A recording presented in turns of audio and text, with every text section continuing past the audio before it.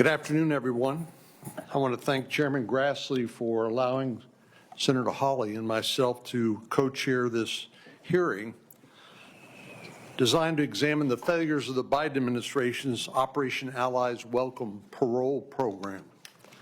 After the disastrous withdrawal from Afghanistan in 2021 that led to Kabul falling to the Taliban, the Biden administration carried out a haphazard evacuation and parole of more than 70,000 Afghan nationals into the United States.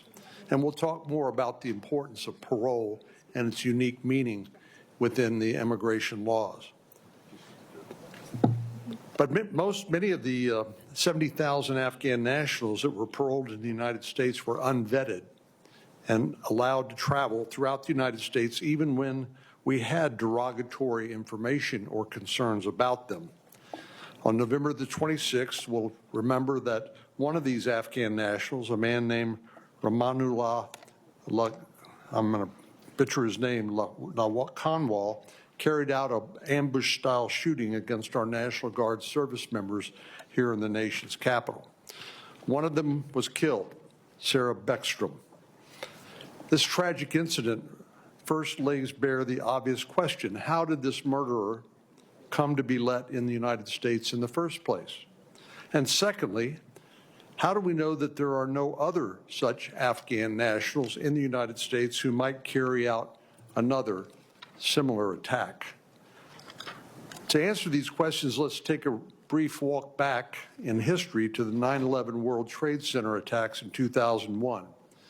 In 2004, the 9/11 Commission issued its final report noting that America remains at risk due to gaps in our nation's overall security apparatus, especially with regard to the vetting of foreign nationals, as well as information sharing and communications amongst the top law enforcement agencies and the intel community. Since 2001, many improvements have been made, but America remains at risk. During his first administration, President Trump heeded the recommendations of the 9/11 Commission and imposed enhanced vetting requirements on aliens seeking to enter the United States. But enhanced vetting for aliens and increased coordination between government entities to assess an individual's risk to the United States yields little results if a subsequent president and administration deliberately choose to ignore these effective measures. President Biden made this choice the moment he took office in 2021. He revoked each and every one of President Trump's executive orders and proclamations requiring enhanced vetting of aliens. Similarly, President Biden revoked an assessment of the security apparatuses of countries around the globe who had nationals seeking to enter the United States. But the bigger blunder came in April of 2021 when President Biden charged ahead with the announcement that the United States would withdraw from Afghanistan by 9/11/2021. During his first administration, President Trump created a strategy for an effective drawdown in Afghanistan based on input from military leaders on the ground. President Biden chose to ignore that strategy, presumably to land another rebuke of President Trump's policies or to make a political point. Whether President Biden rushed forward with full knowledge and deliberation or was wholly unaware of what was orchestrated by his staff under him is a question best left for another day and another hearing. But one thing's clear: responsibility for the failures with the withdrawal and evacuation from Afghanistan lies squarely at the feet of the Biden administration. Not one of the agencies during his tenure in office were prepared for the speed with which Kabul fell, nor were they ready for the volume of Afghans who had rushed to the embassy and airport seeking to leave Afghanistan. Neither the Biden State Department, the Department of Defense, nor the Department of Homeland Security had a proper plan in place. They didn't have enough information on the number of people who needed to be evacuated, let alone who most of these people were, especially if they were not directly associated with the embassy. There was no real guidance policies or procedures in place, and as noted in one report, the agencies essentially made up policies and procedures on the fly, essentially on an ad hoc basis. One Deputy Inspector General stated informally, that he believed the bombing at Abbey Gate on August 26, 2021, which killed 13 service members, was a direct result of the lack of coordination and failure to have the right information about the anticipated volume of people who would be coming or who would be considered vulnerable and in need of evacuation. Let me say that again. A Deputy Inspector General said the bombing at Abbey Gate on August the 26th, 2021, which killed 13 American service members, was a direct result of the failures of the Biden administration. The airlift from Afghanistan was the largest in U.S. history. The DoD, Department of Defense, moved more than 120 Afghan nationals out of Afghanistan in 17 days. One of these nationals were taken to transit. Once these nationals were taken to transit sites outside of Afghanistan, known as lily pads in Qatar, Bahrain, UAE, Kuwait, Italy, and Germany, the department generally only had between 10 to 14 days to transport them from those countries to the United States. The speed and lack of coordination of the withdrawal was far from the only problem. The process by which massive numbers of these foreign nationals was vetted and brought to the United States was also filled with flaws. Let me turn to Operation Allies Welcome. The young man who committed this heinous attack against our National Guard service members on November the 26th was not the recipient of a congressionally passed special immigrant visa program. Rather, he entered the country through Operation Allies Welcome parole program.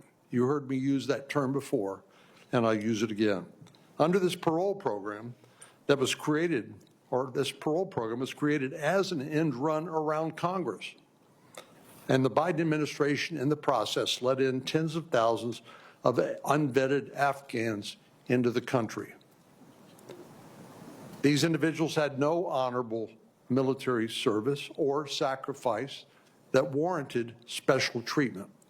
In fact, most of them had no immigration status at all, which is why they were admitted under this authority known as parole. Now, when we talk about parole, it's not what most of us think about in the criminal law context. It's where folks are, under U.S. immigration law, parole is somewhat like an easy pass, like speeding through a toll booth. If we consider the definition of the word, it becomes clear just how foolish the Biden administration's actions were. The U.S. Citizenship and Immigration Service defines the word parole as a discretionary decision to allow inadmissible aliens who are not admitted to the United States to be physically present in the United States.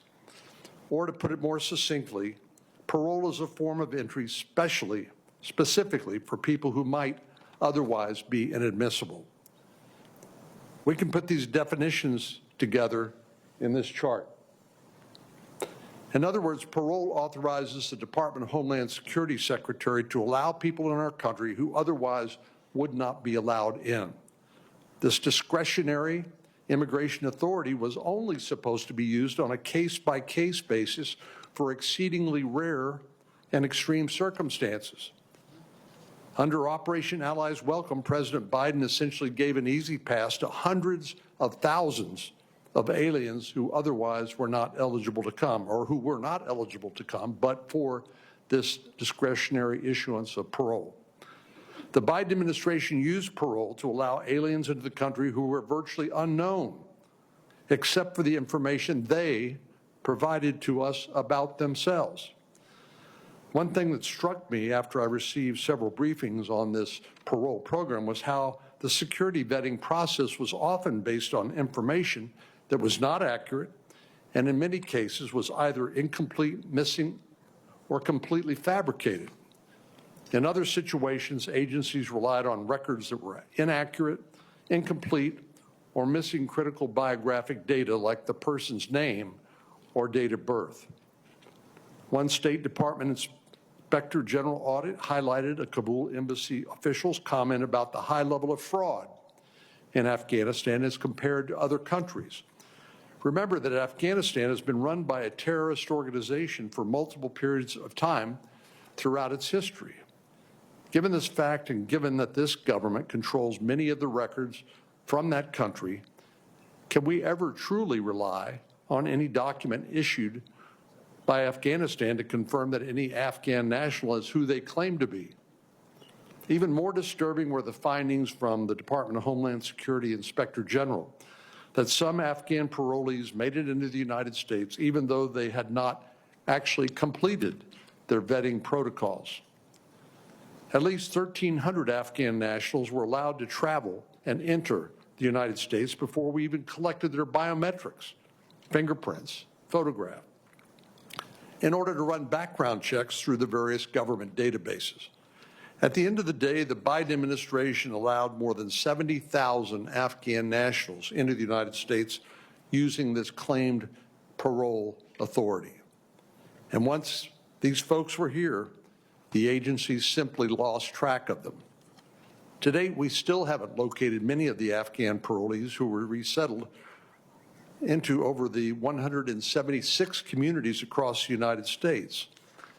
But thankfully, now that President Trump is back in office, he's prioritized vetting of all aliens outside the country and currently inside the country, including parolees. According to the Director of National Intelligence, Tulsi Gabbard, and the National Counterterrorism Center Director Kent, more than 70,000 Afghan parolees President Biden allowed into the country through Operation Allies Welcome, 18,000 of them were known or suspected terrorists. The NCTC has identified 2,000 individuals with ties to terrorist organizations and is actively working with the FBI on their cases. So clearly, more needs to be done.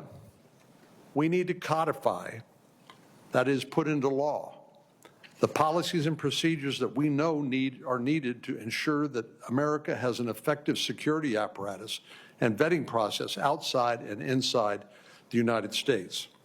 Until that happens, we can't give the American public a 100% guarantee, which they're entitled to, that another attack will not occur. Americans deserve to live free from fear that individuals with ties to terrorist organizations are not roaming about our country. We cannot bring back U.S. Army Specialist Sarah Beckstrom, but we can and will do everything in our power to prevent such a horrible incident from occurring again. That accountability starts today with this hearing. I'm looking forward to hearing from our witnesses this morning. And at this point, let me yield to Senator Hawley for his opening statement as the co-chair of the hearing, and then I'll recognize Senator Padilla and Senator Durbin. Thank you very much, Senator Cornyn, and thank you for holding this hearing. It's a timely hearing on a vital matter. I will just say that what happened in the waning days of the Afghanistan operation and the Biden administration's disastrous withdrawal from Afghanistan, I think is now well documented. The fact that there was no vetting that was properly done, there were no interviews that were conducted that were standard, the normal background checks were waived. I mean, heck, as I think we'll see today in just a little bit when we hear from our witnesses, from the inspectors general and others, the standard vetting procedures that have been in place for operations like this were completely disregarded. And we're living now with the consequences of that. Tens of thousands of people admitted into this country. We have no idea of their actual background. We have no idea of their potential terrorist connections. And in many cases, we now have no idea where they are or what they're doing, who they're connected with, or what they're capable of. Sadly, we've seen what some of them are capable of in the horrific shootings that occurred here in the nation's capital just a short while ago with the guardsmen that Senator Cornyn recognized and mentioned. But I think we're going to hear more to even that, this story today. And here is the additional information, the shocking information that I think that we will find. That this Congress, which appropriated $1.5 billion for this operation on the part of then President Biden, the admittance of all of these refugees and parolees, their supposed supervision, $1.5 billion Of that money, tens of millions of dollars went to pro-terrorist organizations in this country that were supposed to help monitor these refugees and move them along the parole system, but in fact took the money and did who knows what with it. This is a story that we have seen unfold before our very eyes in Minnesota as we sit here today, and now we're going to find that it happened in this case, in this instances, in multiple states, tens of millions of taxpayer dollars going to organizations that support Hamas, that support terrorism, that have praised the attacks of October the 7th, that have consistently defended, apologized for, and justified terrorist attacks around the nation, around the world, that got money from our own government in order to participate in this boondoggle. And I think we need an accounting of where that money has gone to. I think we need an accounting of how it has been spent, and I think, frankly, we need to get it back.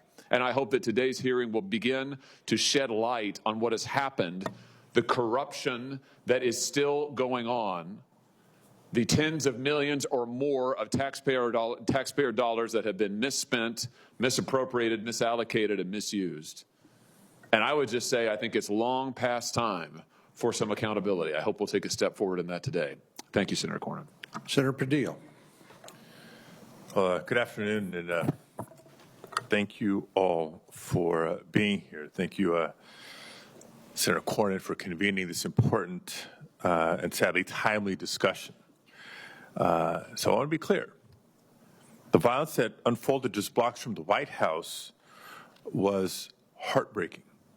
2 members of the West Virginia National Guard who signed up to serve our country were targeted in our nation's capital. And I think I speak for all of us, both sides of the aisle here, when I say our hearts are with the families of Staff Sergeant Andrew Wolf and the family of Specialist Sarah Beckstrom. And we continue to pray for Staff Sergeant Wolf's recovery. I am heartened to hear the progress that he's making. But the response to their horrific ambush shouldn't be to attack one another or to seek to further divide our country. It should be one where we come together and double down on the values that make our country truly great. Values of service, of community, of diversity, and opportunity. Instead, we're seeing from members of the Trump administration and even some of my colleagues here in the Senate, there's a response that's truly repulsive. They're exploiting a tragedy for political gain, even when it means turning their backs on many of the Afghan allies who saved American lives overseas. Now, in preparing for today, my office has heard from veterans who've shared stories of the heroism and solidarity of many Afghans who served alongside them, and asked that we not condemn the many for the inexcusable act of one person. And I know there's a number of veterans here in the audience today. Could the veterans and the battle buddies in the audience please stand for a moment?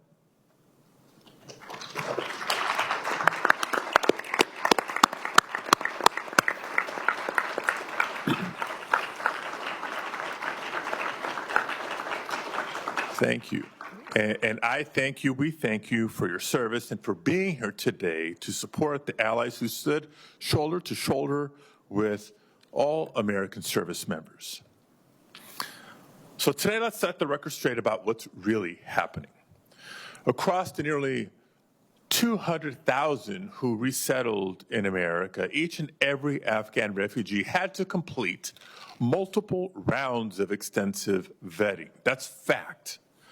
Vetting not just before entering our country, but even after they arrived. Now, I'm not going to sit here and say that the withdrawal of our forces and evacuation of our allies was perfect, but under incredibly difficult circumstances, the United States government came together to respond so that we would not leave our allies behind. This effort involved numerous agencies from the intelligence community, the State Department, Health and Human Services, the FBI, the Department of Homeland Security, including Customs and Border Protection. Together, they set up vetting at the military bases where people were sent before being allowed to come to the United States.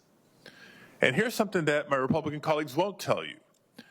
If someone didn't pass vetting there, they did not leave those bases to enter the United States. We also know that vetting took place at safe haven military bases here in the United States, and that's all before the vetting that takes place when someone goes through the immigration system with the U.S. Citizenship and Immigration Services. And in the case of the CIA's so-called zero-unit fighters, the vetting went even further because Afghans were vetted by our intelligence community before they even joined the unit. So to suggest that Afghan refugees aren't vetted thoroughly is a pure fabrication to fit a tragic act of violence into a false narrative by this administration. And sure enough, in the case of the shooter from last fall, it's clear that this was not a failure of vetting. It was a failure of counterterrorism, with professionals diverted from their critical missions to instead carry out mass deportations. And it was a failure to support a veteran by pulling back resources that normally support the resettlement process. So let me be more specific about this case. Reports indicate that long before November 26th, Mr. Lakanwal was displaying an alarming change in behavior. This is public. He was isolating himself for long periods in a dark bedroom, retreating from his English classes, his job, his family, only leaving to set out on long solo road trips. A family member of his reached out to the authorities to request a move for Mr. Lakanwal, citing his isolation and fear for his safety after being assaulted and requiring hospital care. Mr. Lakanwal reportedly even reached out to a CIA-run group chat for zero-unit veterans asking for help, but went unanswered. So the combined failure of counterterrorism teams to see and intervene on these clear red flags, and the failure of a system that dodged away Mr. Lakanwal's access to case management and mental health support absolutely contributed to the horrific tragedy that unfolded in our nation's capital just before Thanksgiving.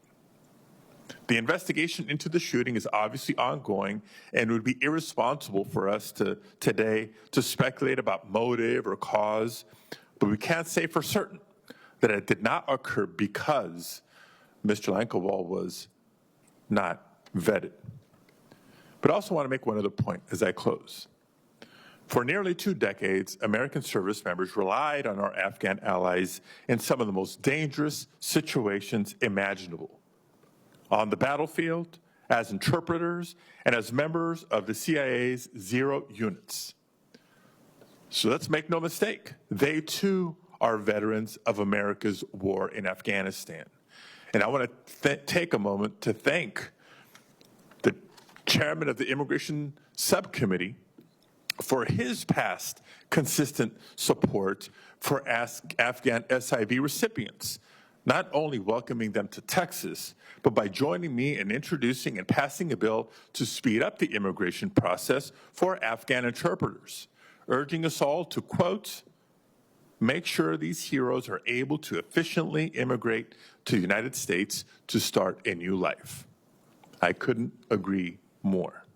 The idea that today we would punish all Afghan allies, or all immigrants for that matter, for the sins of one is outrageous. But sadly, that's exactly what's happening. And I urge you all to reject that kind of scapegoating and cynical politics at this sensitive moment for our nation. Thank you. Since the ranking member mentioned me by name or identified me as such, I would reiterate the fact that the shooter in West Virginia and tens of thousands of others did not come in through any congressionally passed legislation, but rather through this claimed parole authority, which we will hear more about in a moment. And that is significant. And I would just say, finally, that all of us were misled by the Biden administration that they would protect the safety of the American people first and foremost by properly vetting every alien that was admitted into the country. Obviously, they misrepresented that to us. We relied upon it, and I guess you could say shame on us for believing the Biden administration would actually do their job. Unfortunately, I neglected to recognize the chairman of the full committee, without whom this hearing would not be possible, so I will turn to him and ask him if he has an opening statement he'd like to make. I was told I was supposed to go after Senator Durbin. So Well, I'm the chairman of the Immigration Subcommittee, and I'll say who goes next, but if you want to defer to Senator Durbin, then I'll respect that decision. go ahead. Very good. Thank you. Senator Durbin. Thank you, Chairman Hawley, Chairman Cornyn. I want to acknowledge, as others already have, the veterans who are here today and all veterans who served our country so well. This hearing was scheduled in the aftermath of a horrific tragedy on November 26 when a gunman ambushed 2 National Guard members here in Washington. I offer my deepest condolences to the family of Specialist Sarah Beckstrom, who lost her life in that attack, and I'm keeping Staff Sergeant Andrew Wolf in my thoughts and prayers, as I'm sure many are. At the outset, I want to note my disappointment that there are no witnesses here today representing the executive branch agencies that are responsible for vetting immigrants. There are many questions we would ask them. The lead question is obvious. Why did the Trump administration's USCIS grant asylum last year to the shooter just months before this deadly attack? We do have witnesses from several inspector general's offices, but President Trump illegally fired the heads of those 2 offices, and I'm concerned these offices may now be reluctant to criticize Trump administration action. Unfortunately, the administration has used the heinous actions of one person to paint an entire community as a threat to America. 2 days before this tragedy, the administration ordered a review of all refugees who entered the United States under the previous president, requiring a re-interview of nearly 200,000 people. 200,000. After the shooting, the Trump administration announced a flurry of additional measures to crack down on legal immigrants. They halted all asylum decisions and announced a plan to re-examine green cards for immigrants from 39 countries the president has deemed countries of concern, including Afghanistan. The administration also began canceling naturalization interviews and ceremonies based on an individual's country of origin, and they suspended visa and immigration processing for all from Afghanistan. Listen to what Chris Purdy, a veteran who served in Iraq, said about the Trump administration policies, and I quote, "Tragedy should not be used to flatten complex realities, erase years of life-saving work, or cast suspicion on an entire community that stood shoulder to shoulder with the United States in our longest war." Afghan allies are extensively vetted population. They were vetted in Afghanistan before they were hired to work, to stand beside and help protect our troops. They were vetted again when seeking safety in the United States. Sometimes that vetting went on for months and longer. And again after they arrived through a rigorous, recurring process involving multiple federal agencies. These allies served alongside America's service members through 2 decades of war. They risked their lives, and many gave their lives, to support our troops. So what happened to these allies, these friends, those who stood behind us when they needed our support? Let's look to our veterans for that perspective. The Iraq and Afghan Veterans of America conducted a survey of their members last fall. More than 70% of the respondents disagreed with the following statement. Disagreed. Since 2001, the United States government has done enough to support our Afghan allies. It is obvious to those who served that we owe so much more to these allies. When asked about the detention of Afghans who were going through the immigration process, 70% of respondents agreed that the detentions brought them, quote, a deep sense of personal shame or moral injury. They know that we treated them badly. Our service members need to know that when they're in the line of fire and depending on foreign allies to protect their lives, that the United States will stand by those allies after the confrontation. Who will put their lives on the line for our service members in the next war after watching our treatment of Afghan allies they were detained and deported to a country where they could be imprisoned or killed for their work with us. America is better for those service members having returned home, and America is better for their Afghan allies who now call our nation home. It is time for us to stand behind those who put their lives on the line for our service members. Thank you, Mr. Chairman. Senator Grassley. I want to thank Senator Cornyn and Senator Hawley for their leadership in coordinating this joint subcommittee hearing. Today's hearing follows an Afghan national's vile attack on 2 National Guardsmen, which killed Sarah Beckstrom, and Andrew Wolf was critically wounded. We're forever grateful for these guardsmen's bravery and service to our country. In 2024, law enforcement arrested an Afghan national affiliated with ISIS who planned to conduct a terror attack on Election Day. And just days after Sarah Beckstrom and Andrew Wolf were attacked, law enforcement arrested another Afghan national in Texas who posted online threats to bomb and kill Americans. The last administration failed to enforce our immigration laws and to appropriately vet Afghans that they brought to the United States. President Biden and Vice President Harris, after their administration's botched withdrawal from Afghanistan, stood up a massive immigration parole program, Operation Allies Welcome. A staggering 70,000 plus Afghan parolees entered the United States through the program. Immigration parole's intent is careful consideration on an individual case-by-case basis. President Biden and Secretary Mayorkas, however, failed to enforce our immigration laws and granted parole en masse to a large swath of folks at the border and elsewhere, including Afghan evacuees, many of whom didn't even serve alongside U.S. forces in Afghanistan. The Biden-Harris administration invited other Afghans into the United States as a special part of special immigrant visa program.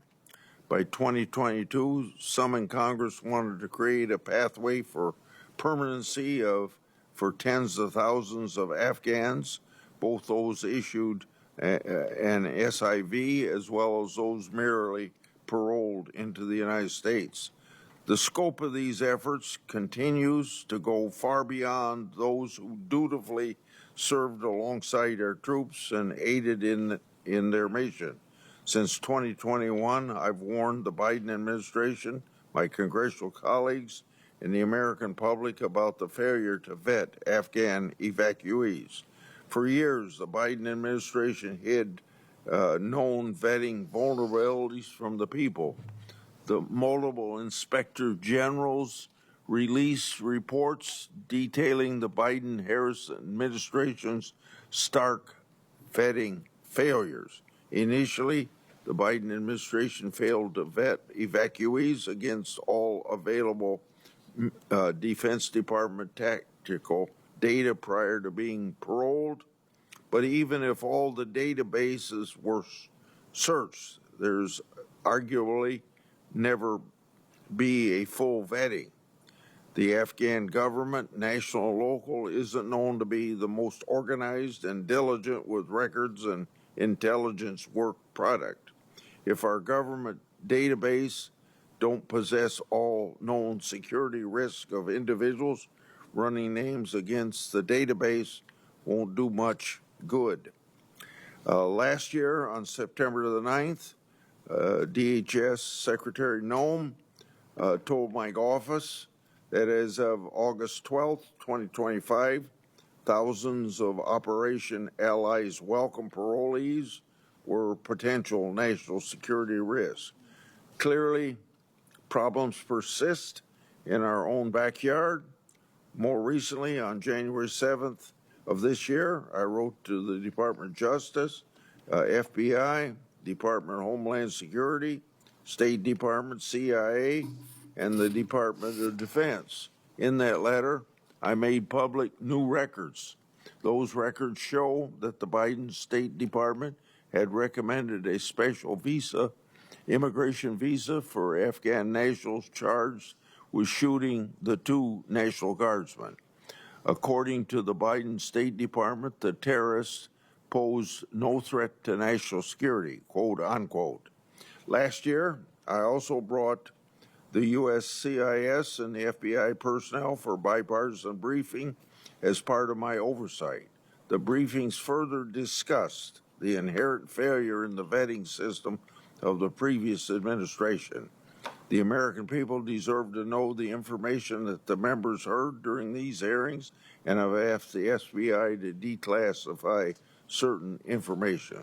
Still today, some proposals ask Congress to simply rubber stamp these abuses of parole. Instead of using more proper pathways like refugee admission program, the Biden-Harris administration took drastic shortcuts, and America is less safe as a result.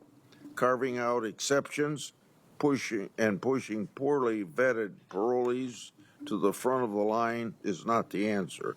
Addressing the executive branch's prior abuses of parole is. That's why I've reintroduced my Immigration Parole Reform Act this Congress. Similarly, recent proposals to expand the SIV program to do little to address the thousands already here who weren't adequately vetted. Thankfully, President Trump's swift work to protect the American people and vet those coming here or intending to remain is welcome course of correction. I look forward to this hearing on what happened, what went wrong, and how this administration can address this issue moving ahead. Again, I thank my 2 chairmen, subcommittee chairmen, for their work on this hearing. Mr. Chairman, Yes. Before I turn to the witnesses, I'd ask that Senator Coons be allowed to make brief opening remarks. There's been 3 Republican opening statements. A 3rd Democratic statement is in order. This committee's always practiced parity.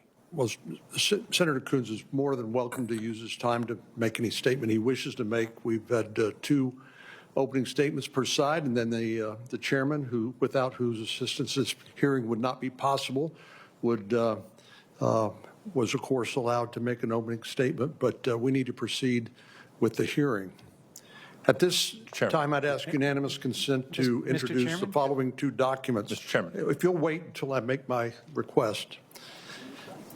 I ask unanimous consent to introduce the following documents into the record: a December 3, 2025 by press release from the Department of Homeland Security titled "Miles from Nation's Capital, ICE Arrests ISIS-K Afghan Terrorist who was released into the U.S. under Biden's Operation Allies." Secondly, a December 4, 2025 DHS press release titled "ICE Arrests Illegal Aliens from Afghanistan into our country by the Biden administration."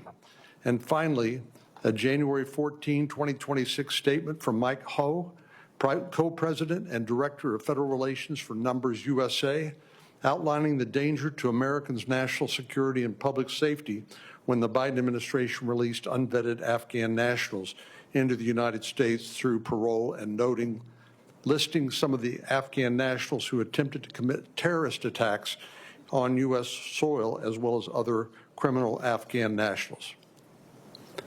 Without objection, those will be admitted as part of the record. Yes, sir. Mr. Chairman, if I could also enter into the record a number of letters. Please.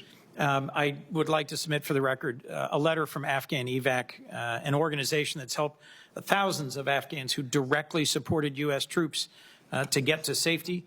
I also have in my hands letters from 1,200 SIV holders who work directly with our troops in Afghanistan, a letter from hundreds of Afghans stranded in Qatar, a letter from 200 members of the Afghan Air Force, a letter from a retired U.S. Air Force captain.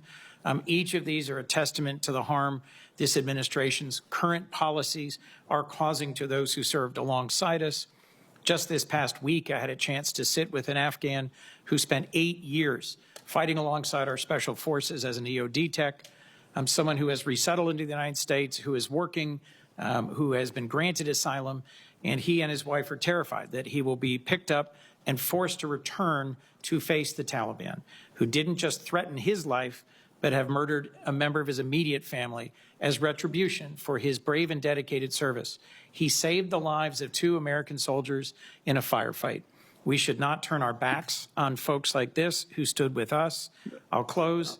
As Afghan evac has said, there is no greater threat to the future of U.S. military operations than the perception that America abandons its partners once the shooting stops. I believe the Taliban is cheering what is happening today, and those who are being forced back to Afghanistan, I think, will be an enduring stain in our nation. Thank you, Mr. The question, Chair. of course, is where does the public safety of American citizens, where does that fit into our colleagues' analysis here? Of course, allies who assisted us, who are properly vetted, who are not a threat to public safety, are welcome into our country. We do want our allies to work with us in future conflicts, but to let tens of thousands of people into the country unvetted, many of whom did not serve with our United States military, is just flat irresponsible and puts public safety of the American citizens at risk. That, for us, this side of the aisle, is a non-negotiable requirement. At this time, I want to introduce our witnesses. Mr. Chairman, first did is you Avern consent to have Baker, those admitted? senior official performing the duties of Inspector General for the U.S. Department of State. I want to thank Mr. Baker, who's currently serving as the senior official performing the duties of Inspector General at the State Department. He leads a global workforce whose mission is to prevent and detect waste, fraud, and abuse and mismanagement, and to promote efficiency and in the programs and operations of the department and in the U.S. Agency for Global Media. A seasoned senior executive with more than 2 decades of oversight experience, Mr. Baker previously led more than 80 inspections and evaluations, improving the efficiency of department operations while identifying hundreds of millions of dollars of findings with monetary benefit to American taxpayers. Before this current position, Mr. Baker was the Assistant Inspector General for Inspections, where he led the OIG's worldwide program to conduct independent assessment of overseas posts, spearheading efforts to streamline the inspection process through data automation, risk analysis, and dynamic planning to address emerging oversight challenges in Ukraine, Iraq, Afghanistan, and Israel. Craig Adelman is the Deputy Inspector for Audits of the Office of Inspector General for the Department of Homeland Security. In this role, he helps oversee the audit functions of the DHS Office of Inspector General, which conducts independent performance and financial audits of DHS programs and operations to improve efficiency, effectiveness, and accountability. Before becoming Deputy IG for Audits, Mr. Adelman worked as a senior program analyst for DHS, conducting performance audits on information management and related issues. Finally, Mr. Michael Rourke, on April 1, 2019, the Department of Defense Inspector General completed a reorganization of its evaluation components. Intelligence and special program assessments, policy and oversight, and special plans and operations were merged into the evaluations component. Mr. Rourke was named as the Deputy Inspector General for this new component. Mr. Rourke has served with the Department of Defense as Inspector General since June 2000 in a variety of staff and leadership positions, becoming a member of the Senior Executive Service on September the 21st, 2014. Mr. Rourke obtained his undergraduate degree in business from Virginia Tech and his master's in policy management from Georgetown University. In 2004, he completed a detailed assignment to the Iraq Coalition Provisional Authority Inspector General. Thank you all for appearing here today. If you'd please rise so I can administer the oath. Mr. Chair, as they rise, do you confirm the ability for Senator Coons to enter into the record the documents you referenced? If you raise your right hand and repeat after me, I state your name. Do solemnly swear that I will tell the truth, the whole truth, and nothing but the truth, so help me God. And all the witnesses said yes. I'm sorry, was there additional records? The documents referenced by Senator Coons are those entered into the Certainly, record? without objection. I beg your Thank you. pardon. Let me turn to Senator Hawley to begin our questioning. Thank you all for being here. Thank you very much, Senator Cornyn. Thanks to all the witnesses for being here. Mr. Adelman, if I could just start with you. You are the Deputy Inspector General for the agency charged with overseeing the Afghan parolee program. Is that correct? That's correct. In 2022, your office found that President Biden's DHS allowed some Afghans into the country before they were fully vetted, including, if I remember correctly, one who had been liberated from prison by the Taliban. Do I have that correct? That's correct. I think we're going to see this exhibit maybe over the side of my shoulder here. I just want to read directly from your report. CBP allowed some evacuees to enter into the United States who were not fully vetted. CBP paroled one evacuee into the United States who had been liberated from prison by the Taliban. CBP paroled another evacuee who posed national security concerns. Now, early reports by the inspectors general at DOD and the FBI found that over 50 known or suspected terrorists had entered the United States as a result of the Biden administration's screening or lack thereof. And last month, the director of national intelligence said that 2,000 Afghans in America may have ties to terrorism. That is a very, very big number. So I just want to talk a little bit about how this happened and see if I can get your help in doing that. Let me just start with testimony that this committee, the full committee, the Judiciary Committee, previously received. In 2021, then DHS Secretary Alejandro Mayorkas testified that the administration had a rigorous vetting process in place. I think we've got a quote of his here. We have taken steps, I'm quoting him now, to make sure that the vetting program is indeed rigorous. Now, he said, this may have been in response to a question from me, he said that indeed the vetting did deviate from normal refugee screening. That was an understatement. But he went on to say, we have taken steps to make sure the program is indeed rigorous. So you investigated the vetting process. Did you find that the Biden administration's DHS had a formal vetting process in place that they followed carefully? department Mr. did Chairman, not before you have- answer, Mr. Question for the chairman, are we intentionally bypassing opening statements by the witnesses and going straight to questions? No, we'll come back to opening statements after Senator Hawley's through. The department did not have a formal process at the start of the OAW. Okay, can you just say that one more time? The department at least could not provide us with a formal screening and vetting process at the start of the OAW process. The department did not have a formal screening and vetting process in place. The most that the Biden administration did, according to your investigation, was to run Afghans' biometric and biographical information, I think is what you found, like their names and dates of birth and other biographical information they may have supplied. Is that correct? Or is that broadly correct? That's correct until December of 2021 when they began requiring in-person interviews.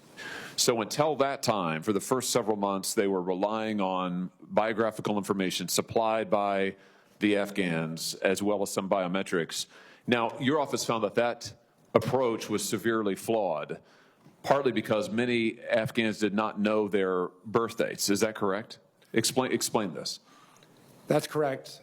There was missing information from the OAW population, including first, last names, and date of birth. There was about 11 to 12,000 that did not know their date of birth. How many, sorry?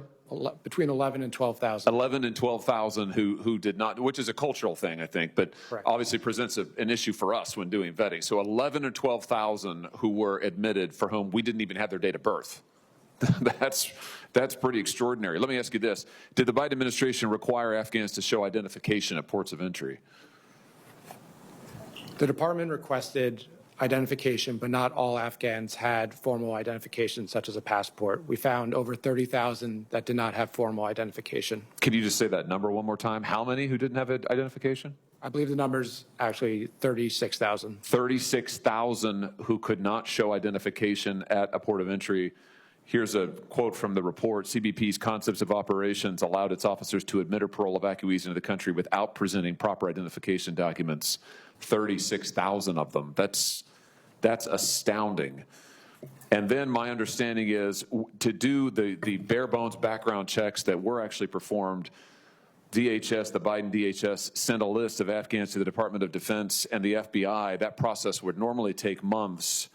Would it surprise you to hear that the DOJ's Inspector General found that the list of evacuees was submitted to the FBI via email, and the FBI was given 2 hours to respond? I can't confirm that. I can just say that there's very limited time to conduct the screening and vetting of those evacuees. Yeah, here's the quote. It's over my shoulder, I think. DOD and CBP created lists of Afghan refugees which were submitted to the FBI via email with only 2 hours to respond. Let me just ask you finally, I know my time is about expired, just when it comes to interviews, normally refugees, SIV applicants are required to attend an in-person interview. Mr. Edelman, did DHS systematically interview evacuees before they were admitted? Were all the evacuees interviewed? No, Did they systematically conduct mental health screenings? not that I'm aware of. Well, all of the above should have been done. And the fact that tens of thousands were admitted without so much as an ID, without a birth date, I think it's really no surprise why we are where we are. Thank you, Mr. Chairman. Let's go back and allow the witnesses to make an opening statement for further questioning, and Mr. Adelman will recognize you first for that purpose. Thank you, and good afternoon, Chairman Grassley, Cornyn, Hawley, Ranking Members Padilla and Durbin, and members of the subcommittees. Thank you for inviting me here today to discuss the Department of Homeland Security, Office of Inspector General's critical oversight work of the federal government's efforts to resettle Afghans under Operation Allies Welcome. In the summer of 2021, the United States withdrew military and diplomatic personnel from Afghanistan. The prior administration then launched Operation Allies Refuge, and shortly thereafter directed the Secretary of Homeland Security to lead interagency efforts known as Operation Allies Welcome, or OAW, to help resettle vulnerable Afghan nationals. More than 77,000 Afghan nationals were paroled into the United States through OAW between July 2021 and September 2022. Parole is a discretionary and temporary immigration authority used for urgent humanitarian reasons or significant public benefit. The recent shooting of 2 National Guard members in Washington, D.C., allegedly involving an Afghan national who entered the country through OAW, has sharply focused public attention on how DHS screened and vetted this population. Since 2021, DHS OIG has conducted a series of audits and evaluations in which we identified systemic concerns about the department's ability to carry out one of its most fundamental responsibilities, ensuring that individuals granted parole or temporary protection in the United States are properly screened, vetted, tracked, and monitored. We've issued 7 reports on the subject since 2022, and we continue to examine the department's performance related to OAW. My testimony today focuses on our issued reports, which collectively assess DHS's performance from initial screening and vetting to the ongoing processes for revetting and monitoring individuals over time. Our most consequential audit report on this subject, OIG 2264, examined DHS's ability to screen, vet, and inspect Afghan evacuees.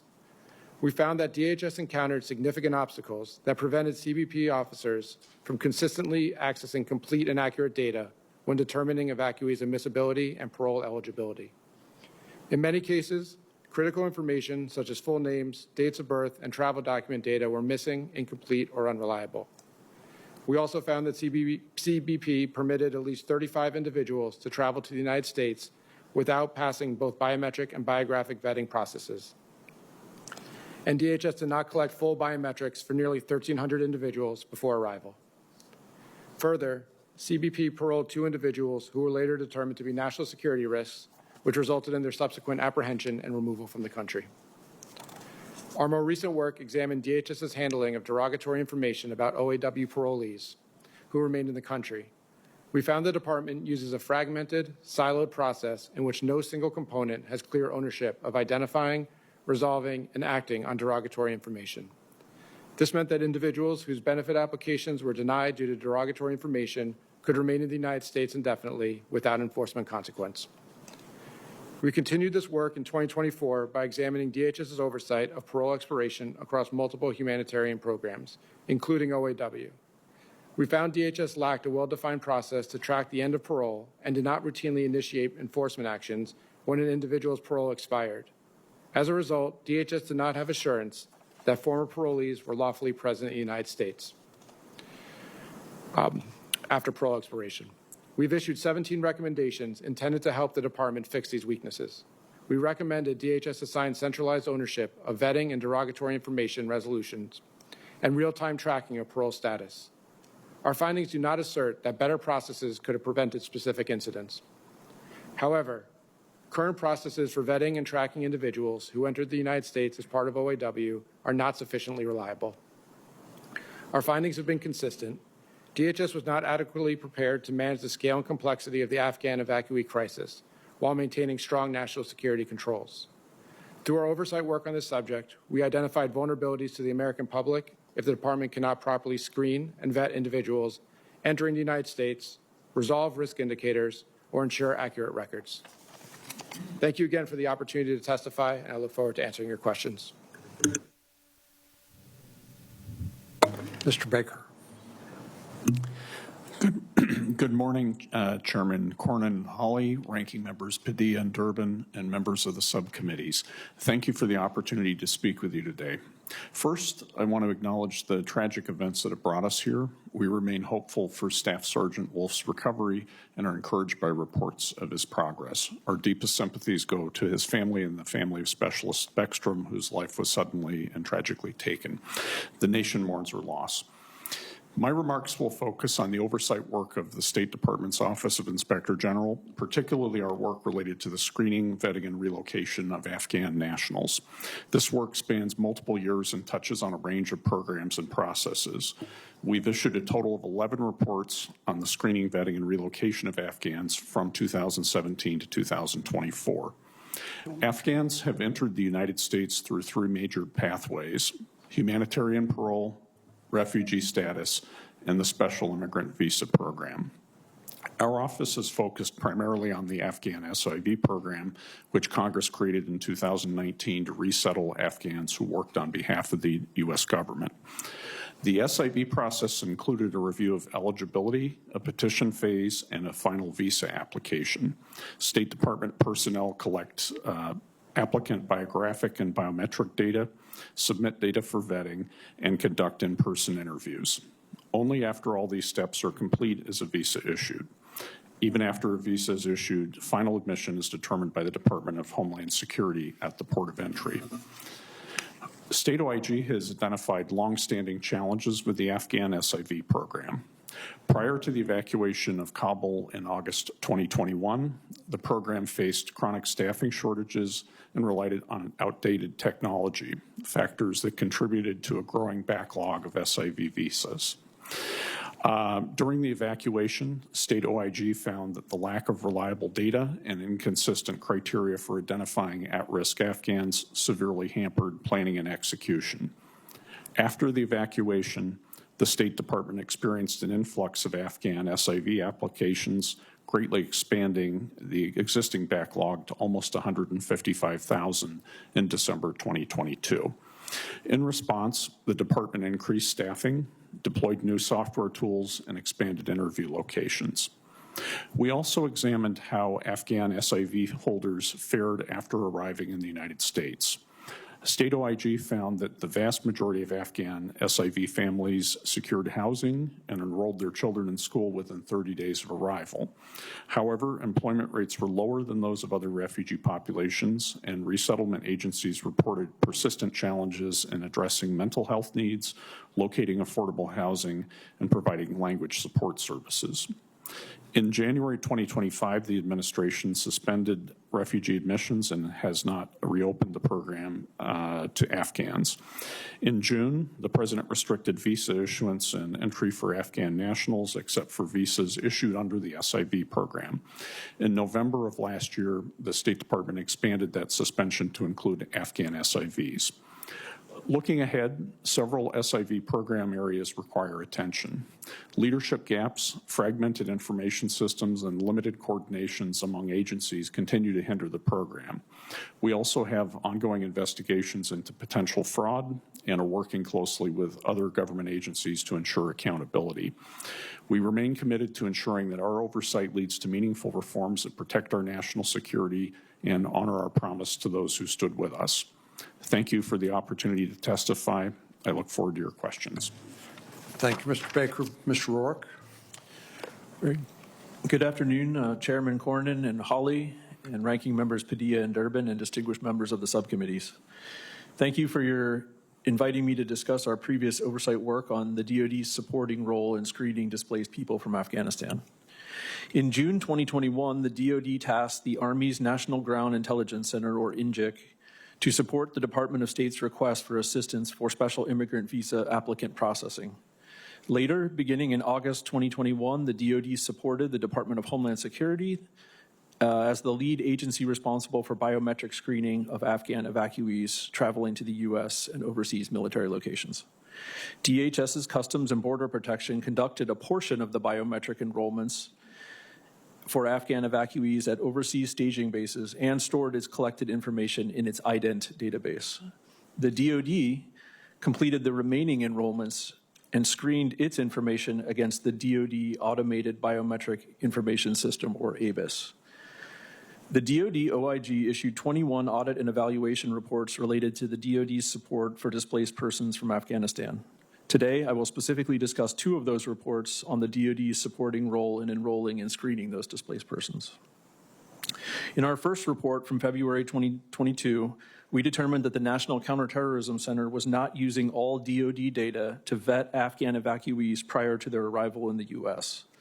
Specifically, the NCTC did not have access to some DoD biometric and contextual data in the ABIS database, such as tactical operations debriefings and reports or fingerprints from improvised explosive devices, or access to intelligence databases used by the DoD on a classified network. This occurred because CBP enrollments were forwarded to the NCTC by the National Targeting Center for vetting purposes and were compared against the DHS IDENT data, which did not initially include all biometric data in the DoD ABIS database.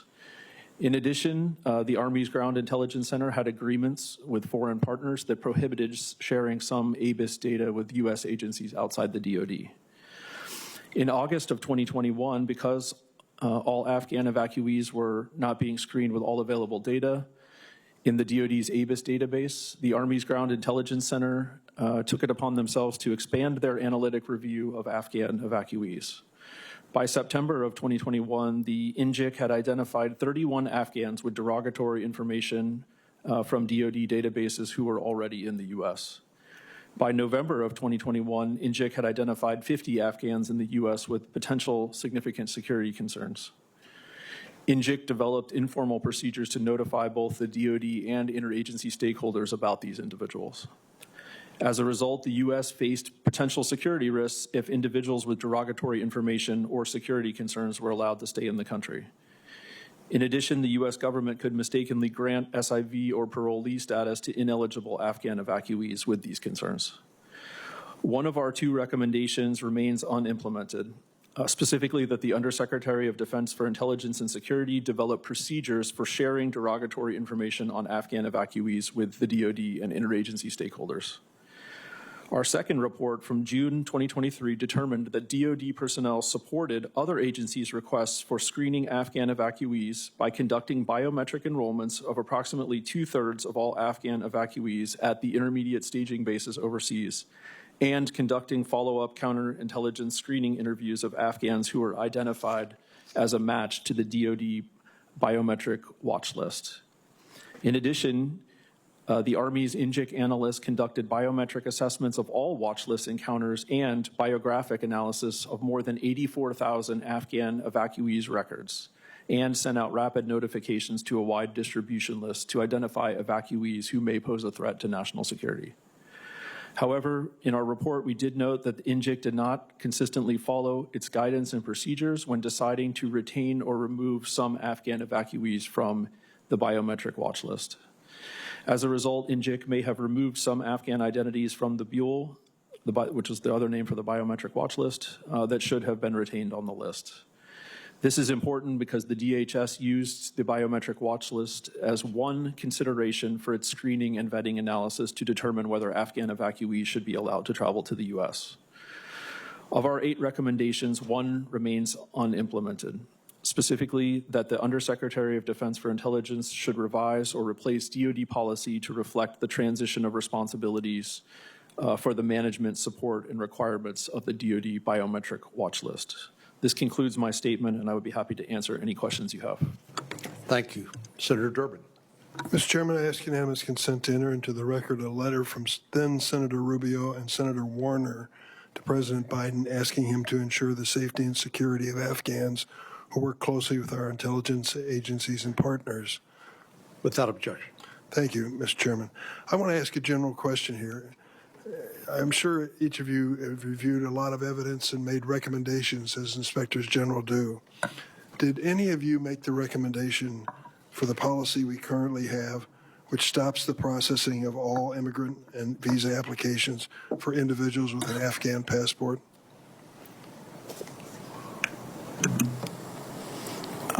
I think I'll go ahead and take that question, Senator, since the State Department is primary responsibility for issuing visas and immigrant visas. I'll say in our position as the Inspectors General, we do not make policy decisions, the agency does, and this is a policy decision that the agency, rather than we would. The others have anything to add to that? Mr. Edelman? No, I agree with his assessment. Mr. Rourke? I agree. So here's my dilemma, or my challenge, and I think it's been noted this afternoon. I sat through, I don't know how long it was, Senator Cornyn, but we had a period of time in the SCIF with classified and secret information trying to get to the bottom of this. It's a serious, serious situation involving the loss of life and serious injury, and we're trying to figure out what went wrong. What did we do that was wrong? And the thing that kept recurring to me was the fact that the individual, the shooter involved with the National Guardsman, had been identified as a person with problems, serious problems. Mr. Edelman,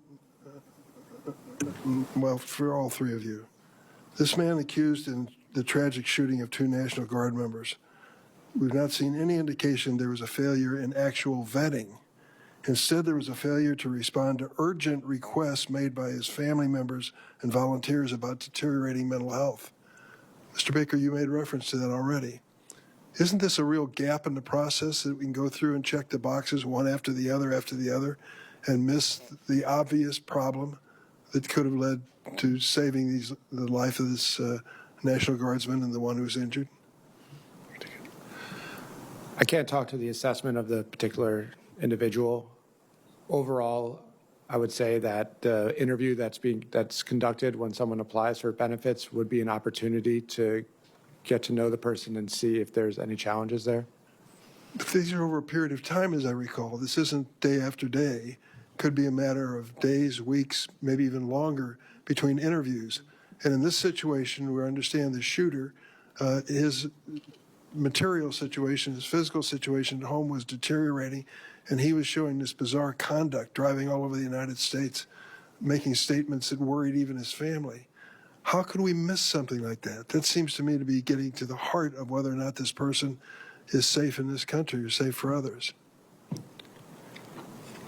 We have looked at the continuous monitoring of individuals who remain on parole. We found that DHS continues to do a poor job of sharing information between their different components, whether it be CBP, USCIS, and ICE, and did not have agreement on what type of guidelines would lead to enforcement action during our reporting process.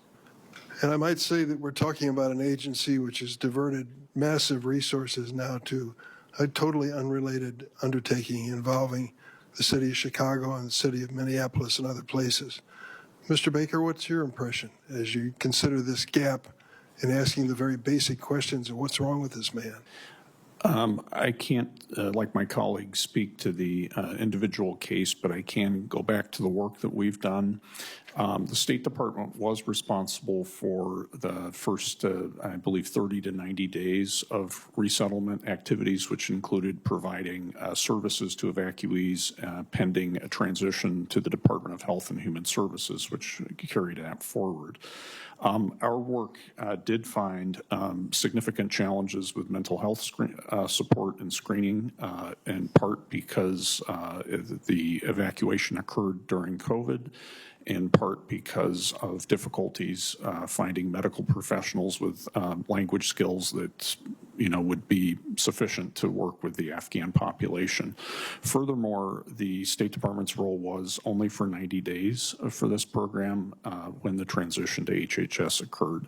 I would say that that was a finding and a concern that we had in terms of mental health support in the work that my office has done. So I run out of time here, and I'm sorry, Mr. Workey, couldn't give you a few additional seconds. But it gets down to the bottom line. Have we learned anything from this horrible experience, this tragedy? I mean, there's a lot of finger pointing that goes on Capitol Hill by both political parties. Is this Joe Biden's fault? Is this Donald Trump's fault? Who made the last decision and so forth? Wouldn't it be better for us to take a lesson from this about how we can improve this process in the future rather than just shutting down any access of asylees into the United States from 39 different countries? I would like to see us do something positive and bipartisan and really make this a safer system. Thank you, Mr. Chairman. Do any of the witnesses disagree with the statement that a prerequisite, a non-negotiable requirement of any of these programs, whether it's the special immigrant visa program or the parole program, should be the safety and security of the American people? Anybody disagree with that? Mr. Baker, in 2024, your office issued a report stating that the Department of State could not confirm the number of individuals evacuated from Afghanistan. Is that correct? That is correct, sir. What we do know is about 80,000 of these individuals, this unknown total of individuals evacuated, that 80,000 of them were paroled into the United States. Mr. Adelman, you mentioned the fact that parole, this authority of the executive branch to allow people to enter the country who would otherwise be inadmissible, is supposed to be decided on a case-by-case basis, correct? Correct. And would you agree with me that the categorical issuance of parole, whether it's to the Afghan nationals or to the millions of people the Biden administration let come across the southern border, is an abuse of that authority given to the executive branch? In other words, it's not on an individual basis, right? Each individual who entered parole through parole was inspected by CBP, and ultimately that process leads to the parole of that individual. I can't speak to whether the grouping of individuals is against the policy. Well, when you're letting tens of thousands of people into the country, whether it's across the southern border or from Afghanistan, and you're not doing it on an individual basis, then that, according to your testimony, which should be done on an individual basis, it's not being done. Would it be fair to say, Mr. Baker, that the level of vetting required under the special immigrant visa program that you testified about, that Senator Padilla mentioned, that vetting process was far more stringent than what was required by the Biden administration for Afghan parolees? Senator, yes, I think I would agree with that. However, I would caveat it by saying we have not looked at or have oversight responsibilities for the parole program to compare and contrast. Mr. Baker, look, if you could sort of set the scene for us. So we don't know how many people were evacuated from Afghanistan. All of us, the image of people trying to jump on the C, I guess it was a C-130, coming out of Afghanistan, out of Kabul, will be forever burned in our memory. But we don't know how many people were ultimately evacuated. We do know that the Biden administration is granted parole outside of the special immigrant visa program to about 80,000 individuals. But how in the world can you properly vet an individual if they don't know their date of birth?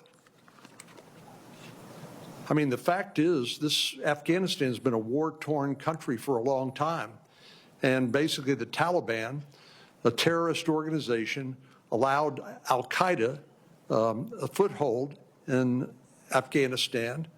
And obviously, we know how that turned out on 9/11/2001. But is there any surprise to you, Mr. Baker, that not only we don't know when many of these people were born, that we actually don't have any records whatsoever, one way or another, about these individuals? I think our work has shown, Senator, there is in fact a high level of identity fraud in Afghanistan for documents. And with respect to the special immigrant visa program, which I can speak to more directly, there were significant staffing gaps at the embassy. About a third of the consular positions were vacant prior to the evacuation. Yeah, I believe you mentioned that earlier. Yep. Do we know where these people are? The 80,000 people paroled by the Biden administration, the Afghan nationals, Mr. Adelman? A number of them applied for immigration benefits. Do we know where 80,000 of them are? I can't confirm that we would know where 80,000 are. I would defer to the Do we know department. what they're doing? I would defer to the department who does the monitoring. Does the United States government know whether any other Afghan nationals admitted by use of this claimed parole authority have become radicalized? I would defer to the NCTC and the department. And while we're focused on the untimely death of this National Guardsman and the assault against her compatriot, we have no idea whether there will be future attacks against the American people or plots like the one that was stopped by the FBI and shortly thereafter in Fort Worth, or how many of them were radicalized, have become since radicalized since they are in the United States. So I'll finish where I started. It is a non-negotiable requirement, a prerequisite, that whatever visa program, whatever parole that any president might grant to foreign nationals, that first and foremost, we have to be concerned about the safety and security of the American people. Everything else is secondary. And that's what this hearing is about. Thank you, Mr. Chairman. I actually agree with the importance of several of the questions that you're asking, and it's only underscoring that the appropriate administration witnesses are not here for today's hearing. Look, my colleagues on the right want to make this tragic incident about a failure of screening and vetting. The alleged shooter from just before Thanksgiving, Romanella Lachenwall, was part of a unit that the CIA has publicly admitted to working with. So I think we begin with asking ourselves, are we really going to sit here and say that this man wasn't vetted by the CIA many, many steps ago in the flow chart? As for the evacuation of Afghanistan, I mean, I think there's no question that mistakes were made during the evacuation. We're having parallel conversations here. One, the incident, the alleged shooter specifically, and then the other, more program, policy, the vetting background, more holistically. And on that point, fortunately, we don't have to guess what went right or what went wrong. There's nearly 50 separate Inspector General reports that have examined Operations Allies Welcome and the Special Immigrant Visa Program. Thank you. And they analyzed this from every angle, including over 24 reports from the 3 departments represented here today through their Inspector Generals. And since the majority appears eager to relitigate this operation, Mr. Chairman, I ask that we place these reports in the hearing record without objection. Thank you. I also want to note that yet again, the hearing has moved forward without the appropriate government witnesses to answer some of the questions that have come up. But let me specify this, because this is public information. The vetting processes that the alleged shooter went through from when he began working with the CIA, I've made that point already, to when his asylum application was granted by the current Trump administration. Yes, that's right. The asylum application that was granted by the current Trump administration. The administration representatives to answer questions about that aren't here. But let me ask about the screening and vetting of the people who are here as witnesses. Mr. Adelman, the Department of Homeland Security Inspector General reports make clear that your audits compared the parole screening and vetting processes to the Special Immigrant Visa Program and U.S. refugee processing, and that the Operation Allies Welcome parole screening included biometric and biographic screening at lily pad locations, plus manifest vetting and CBP inspection at ports of entry. Can you briefly walk us through the layered process so the public understands what screening and vetting meant in practice? Yes, thank you. CBP and DOD collected both, as you mentioned, biographic and biometric, including facial images and fingerprints. While the evacuees were at the lily pads, they matched that information against government databases throughout the federal government. Once a decision was made when they were allowed to travel to the United States, CBP put together a manifest for each flight. They did another round of vetting of that manifest, and then they were allowed to fly over into the United States. At that point, they went through the normal inspection process that everyone would go through when they reach a U.S. port of entry, which is the inspection process run by CBP. If CBP found something, they would take them to secondary, or expected to. Thank you. And just quickly, would you agree that your reports ultimately found that these processes were indeed followed, yes or no? Generally speaking, the vast majority it was followed. The challenge was the Thank you. Thank you. Mr. Brown, from the perspective of the Department of State, do you agree as well that these processes were followed, yes or no? Senator, we reviewed 112 SIV files in the context of our audit, looking at steps required to protect national security, and found that all State Department required steps were conducted in the sample for SIVs that we Thank you very much. And Mr. Chair, in my limited time, I do want to ask a question on an important and related matter. We spent a lot of time today talking about the screening and vetting in a program that has been repeatedly evaluated by offices of inspectors general. Documents are right here, including those represented today. What I haven't heard today is any concern for screening and vetting in what I would call a hastily concocted program, President Trump's so-called, quote-unquote, gold card. Unsurprisingly, there's limited information available on the Gold Card website and even on the USCIS website. Mr. Edelman, today you testified about concerns about screening and vetting in two programs that put people through background checks multiple times over the course of years. The Trump Gold Card website answers a question of, quote, how long will the process take? And the answer I'm sorry, Senator, your time is once an applicant's processing fee and application are received. Mr. Chairman, you went over your time. I appreciate 30 more seconds. Well, that's the prerogative of the chair is to recognize interview. Do you plan to look into the screening and vetting process for this Gold Card program if it only takes you're out of order. Only if the price is right? Senator Let the Britt's witness answer, recognized. please. Thank you, Mr. Chairman and Chair Hawley. I appreciate you holding this hearing, and the witnesses, I appreciate you being here today. Look, the Biden-Harris disastrous withdrawal from Afghanistan sent shockwaves not just through that region, but literally across the entire globe. I was not in this body at that time. I was actually on the campaign trail. And there is nowhere that I visited in the state of Alabama where people didn't have a visceral reaction to the lack of our commander-in-chief being in command. We know that that travesty was just further elevated by the fact that we failed in the vetting process. And today we're here to get answers about what actually happened and how we can make sure that this doesn't happen in the future. So that's what I want to focus on. I have heard a lot of conversation about what went right or what went wrong, what should have happened, where we failed, where we didn't have the proper procedures. So let's talk about that.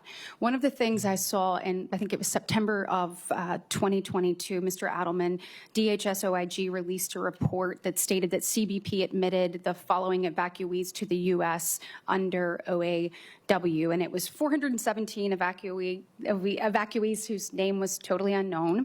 There were 242 evacuees whose last name was unknown, 11,110 evacuees whose date of birth was January 1st, and it goes on and on and on. And despite this, the Biden-Harris administration and DHS did not concur with the recommendations of DHS OIG that you all made to address it and to actually ensure it didn't happen again.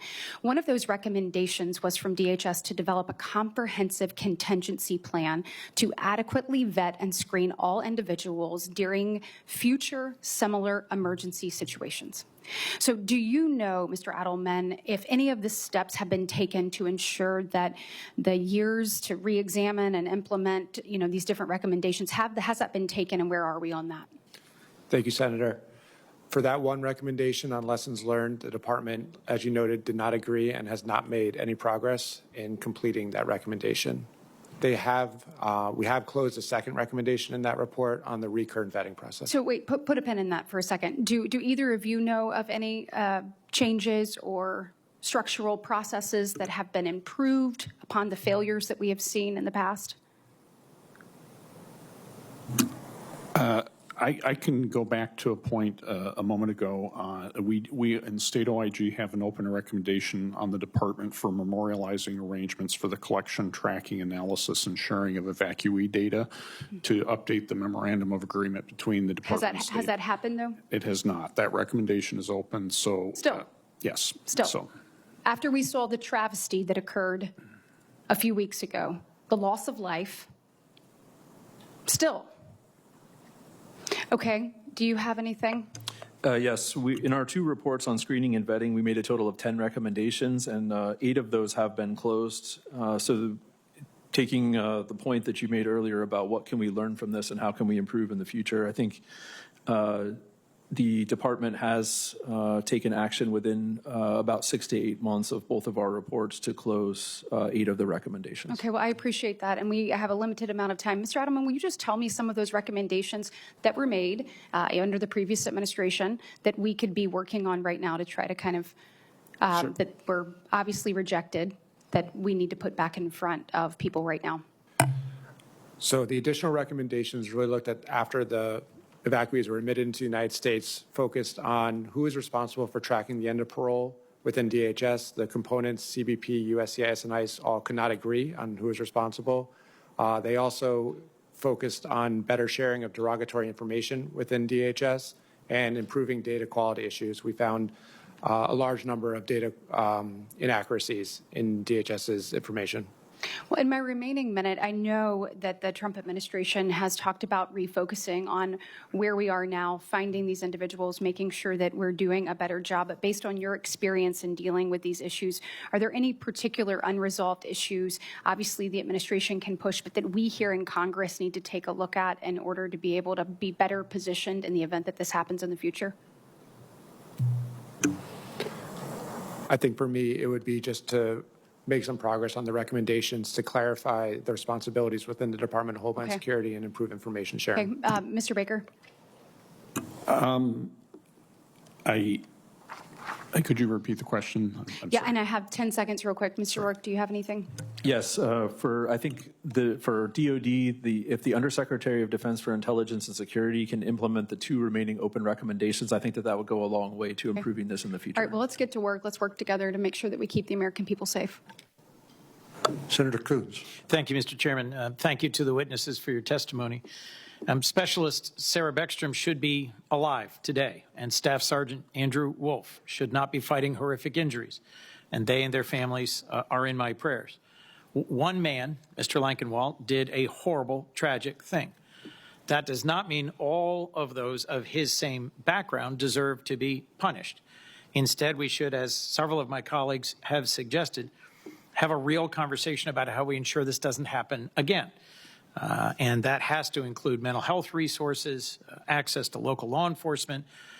Could you 3 each just briefly answer, is there any specific flag or piece of information that your clear DOD missed about Mr. Lankenwall as he was being reviewed for admission to this country that can be attributed to the broader issues or potential deficiencies in vetting discussed in your various reports? We didn't look at the specific individual, and I don't want to comment on him now because of the open investigation. Understood. Mr. Baker? Really the same. Mr. Rourke? So DOD has a lot of information and data that we compiled over 20 years in Afghanistan. And I think the question for us to look at was how best can we get that information into the hands of decision makers? And so that's why we focused in our two reports on the macro issues and kind of how we can deal with that risk and identify improvements that can be made. So look, I'd appreciate more follow-up from you on that, but here's what I just heard from the three of you. We're not here at a hearing where you looked at this tragic case and this individual and then looked back at the raft of previous reports and your work to say this is the failure in vetting or this is the process issue that led to this individual being in the United States. I think it's apparent we need to have a serious conversation about Mr. Lankenwald's case, his mental health struggles, how we could identify and ensure that a similar threat is stopped before a tragedy strikes. But I do disagree with the way this hearing was framed, both in its title and I think its overall objective to justify the demonization of the Afghan people, and in particular those who served alongside our troops and came here through the post-conflict relocation. Deputy Inspector General Adelman, I've been really concerned with the impact of the Trump administration's cuts to public safety and counterterrorism grant programs to states. I've been concerned with its reassignment of thousands of law enforcement personnel to support mass deportations of individuals without criminal records. Both of these, in my view, have harmed public safety and taken resources away from the very local law enforcement efforts that might have prevented this specific attack. Are you conducting any inquiries into the effects that these cuts and reassignments have had on DHS's ability to address current or future threats to the homeland? Normally in our work, we would wait till the grants are paid out before we would take a look at them. I understand this situation creates a different issue, so it's something that we can take under consideration. I mean, there were additional mental health grants cut today. There were law enforcement related grants cut last year. My hope is that you will do some of that work and then come back to the chairs of these subcommittees to discuss it. A last question for you, if I might, Mr. Edelman. Your 2022 report, OIG 2264, its first recommendation required providing evidence of full screening and vetting of all Afghan evacuees and ensuring that recurrent vetting processes were established. Your testimony says you closed that recommendation. Can you say more about how or why that recommendation was closed? Yes, CBP provided us with data to illustrate that the recurrent vetting process was created and followed. They also showed that they had obtained additional information potentially through when someone's applying for immigration benefits. We are doing follow-up work to look at the current recurrent vetting process and if things have improved in terms of information sharing. I look forward to hearing about your new study about the recurrent vetting process, and I welcome that analysis. But let me just make sure I heard you right. That first recommendation required evidence of full screening and vetting and ensuring that recurrent vetting processes were established, and you closed that recommendation. That's correct. Thank you. Thank you, Mr. Chairman. Senator Coons, I will repudiate the characterization of this hearing as a demonization of the Afghan people. This hearing is about President Biden's administration's failure to keep the American people safe. That's what this hearing's about. Senator Cruz. Thank you, Mr. Chairman. In August of 2021, Joe Biden and the Democrats presided over the most disastrous American retreat in modern times. In Afghanistan, we saw chaos. We saw Bagram Air Base abandoned to the Taliban. We saw Afghans clinging to the wheels as planes took off. And we saw 13 American servicemen and women murdered. It was utter disaster, and the subsequent evacuation was both over-inclusive and under-inclusive.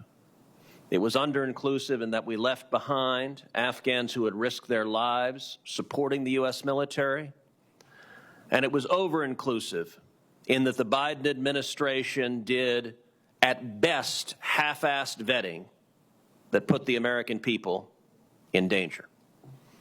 In a span of just a few days, the Biden administration carried out the largest importation of foreigners in American history, bringing more than 120,000 people, including tens of thousands of unvetted Afghans, into the United States.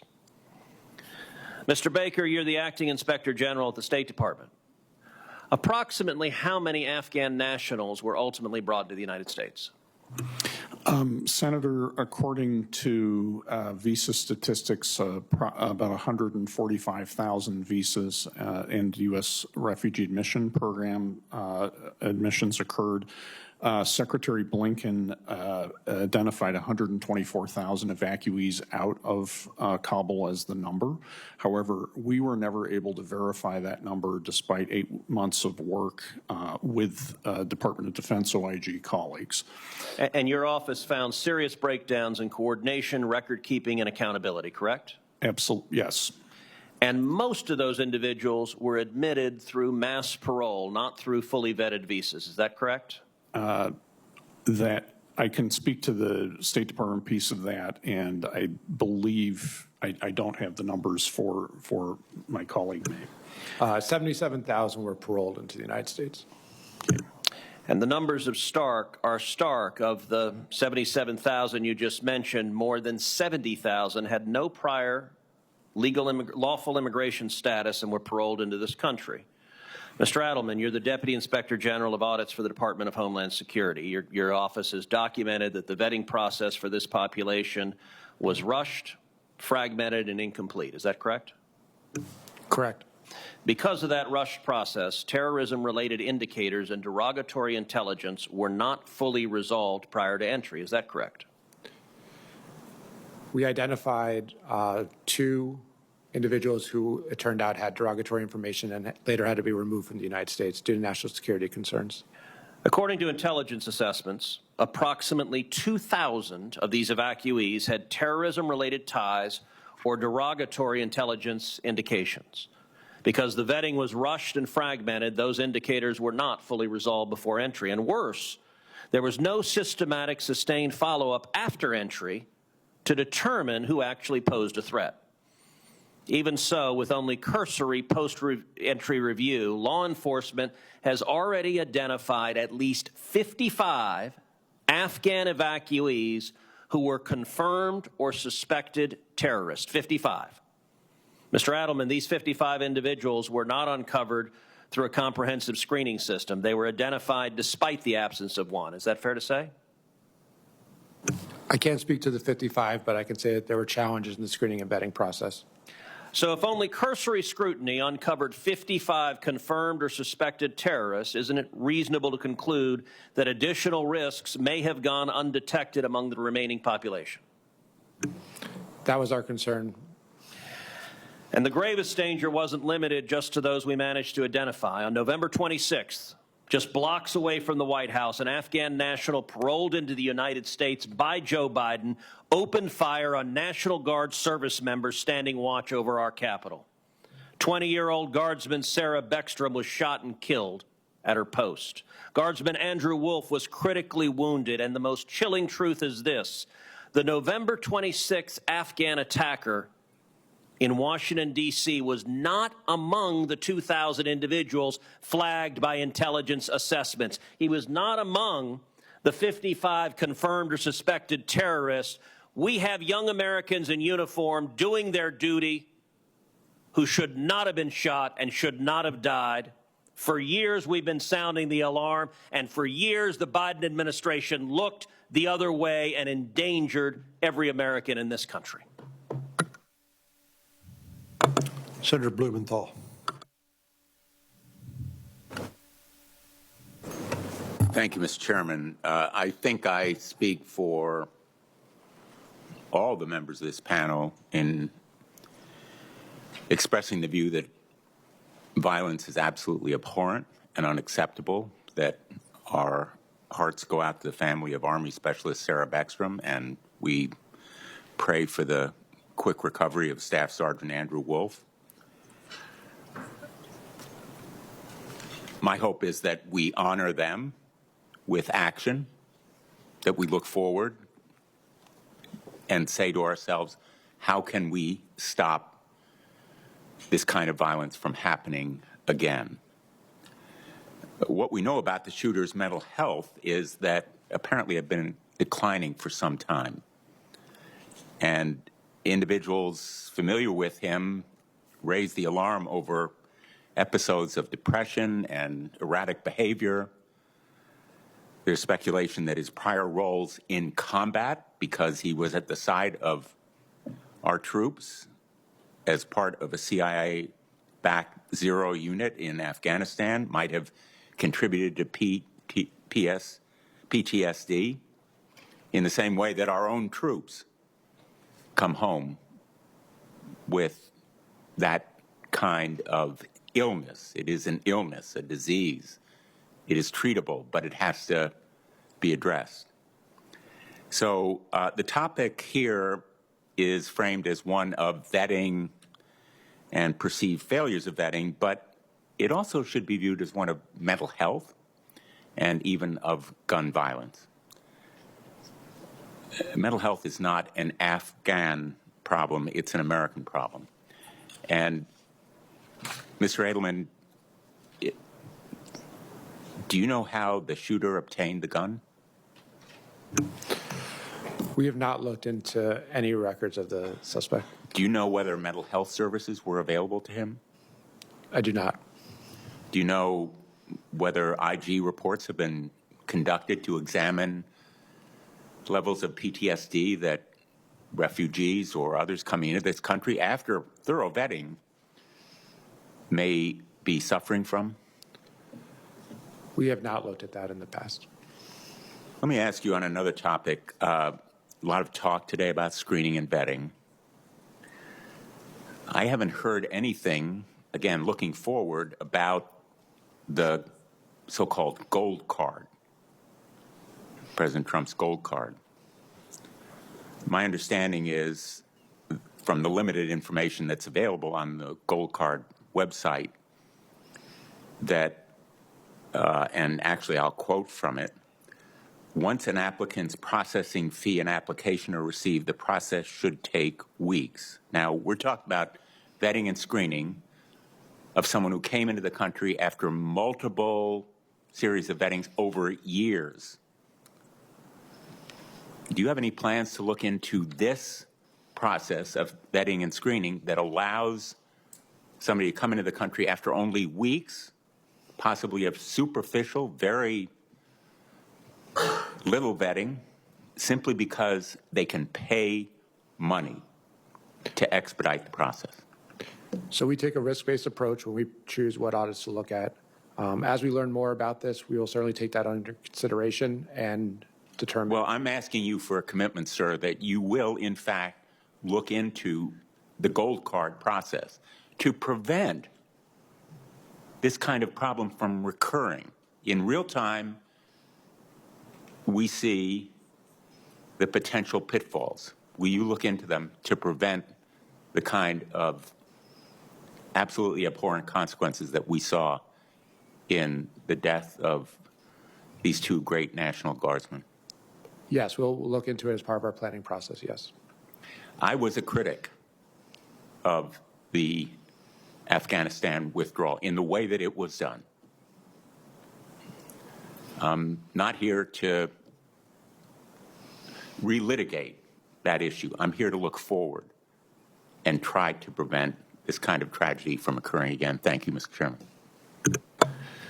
I just have one last question before we excuse this panel.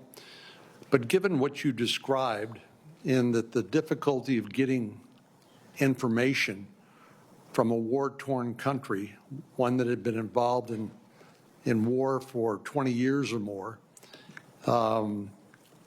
given the fact the Taliban, a terrorist organization, basically was in control or governing the country, given the fact of illiteracy on the part of many of the Afghan nationals who couldn't even state the date of their birth, do you agree with me that the default position of this Operation Allies Welcome was, unless we find something derogatory, you're going to be admitted. In other words, no record was treated as a positive in terms of admission. Right. Is that, you agree with that characterization, Mr. Adelman? I do. Thank you. You have anything else for this panel? Yes, Senator, I also would agree. I would point to some of our work on SAVs where I note we have a high refusal rate for those who go through a thorough process. It does indicate, again, document fraud and other risks with those applicant pools. Thank you. I'm sorry I didn't see Senator Moody come in, but I'll recognize her next, and I understand Senator Blackburn is right here, too. Please proceed. I'll defer to Senator Blackburn if she would like to go ahead of me.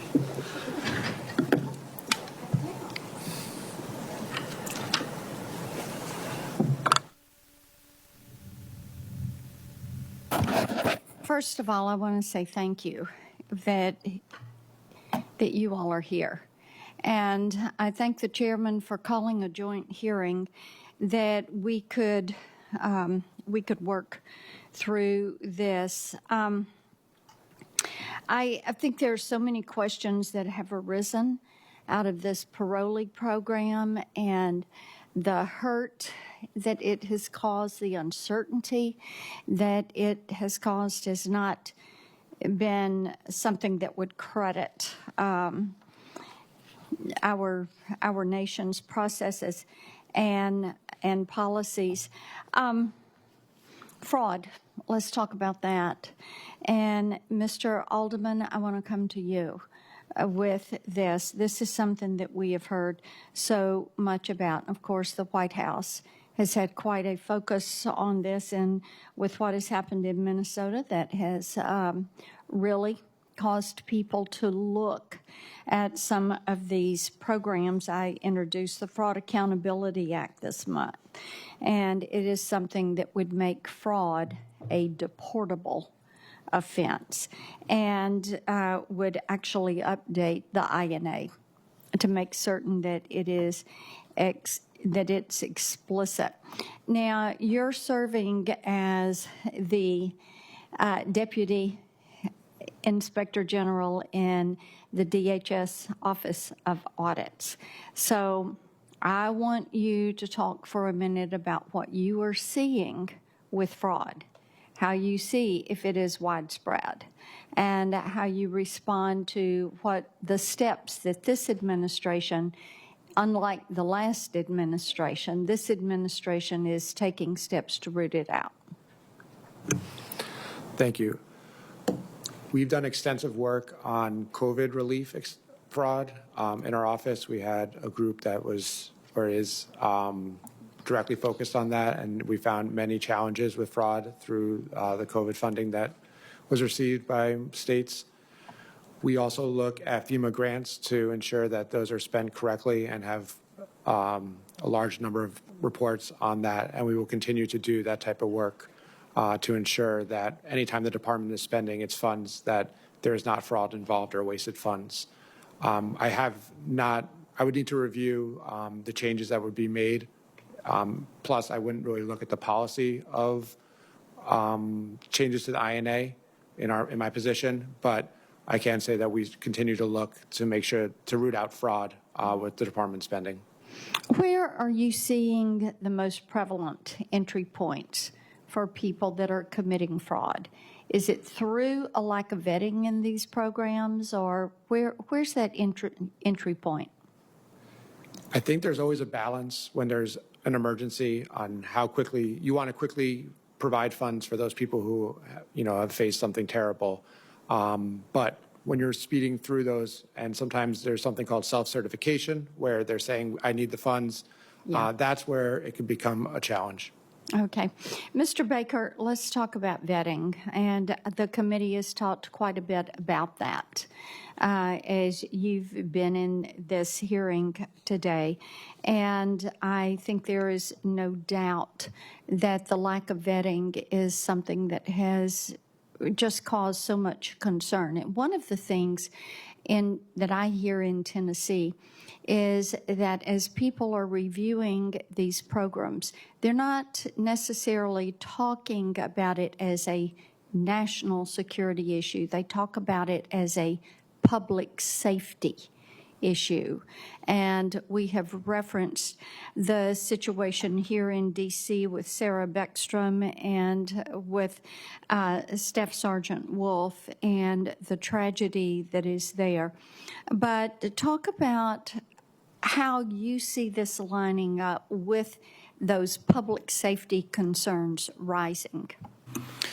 Senator, thank you for that good question. I think we in State OIG do view visa and consular integrity as a matter of national security and not just public safety. It's integral to the work that we do, and our work with the Special Immigrant Visa Program has included an integrity working group with DHS, U.S. Customs and Immigration Service, and Bureau of Diplomatic Security, which has concurrent jurisdiction for visa and passport fraud from the beginning. We have a number of ongoing cases, as I mentioned earlier, related to the SIV program, and we are very much seized with the importance of this part of the portfolio for our oversight role. Thank you. Thank you, Mr. Chairman. Senator Whitehouse. Thanks, Chairman. May I first ask if any of the witnesses on this panel served in Afghanistan? I did not. No. No? I traveled there as a civilian to do my OIG oversight work. Okay. The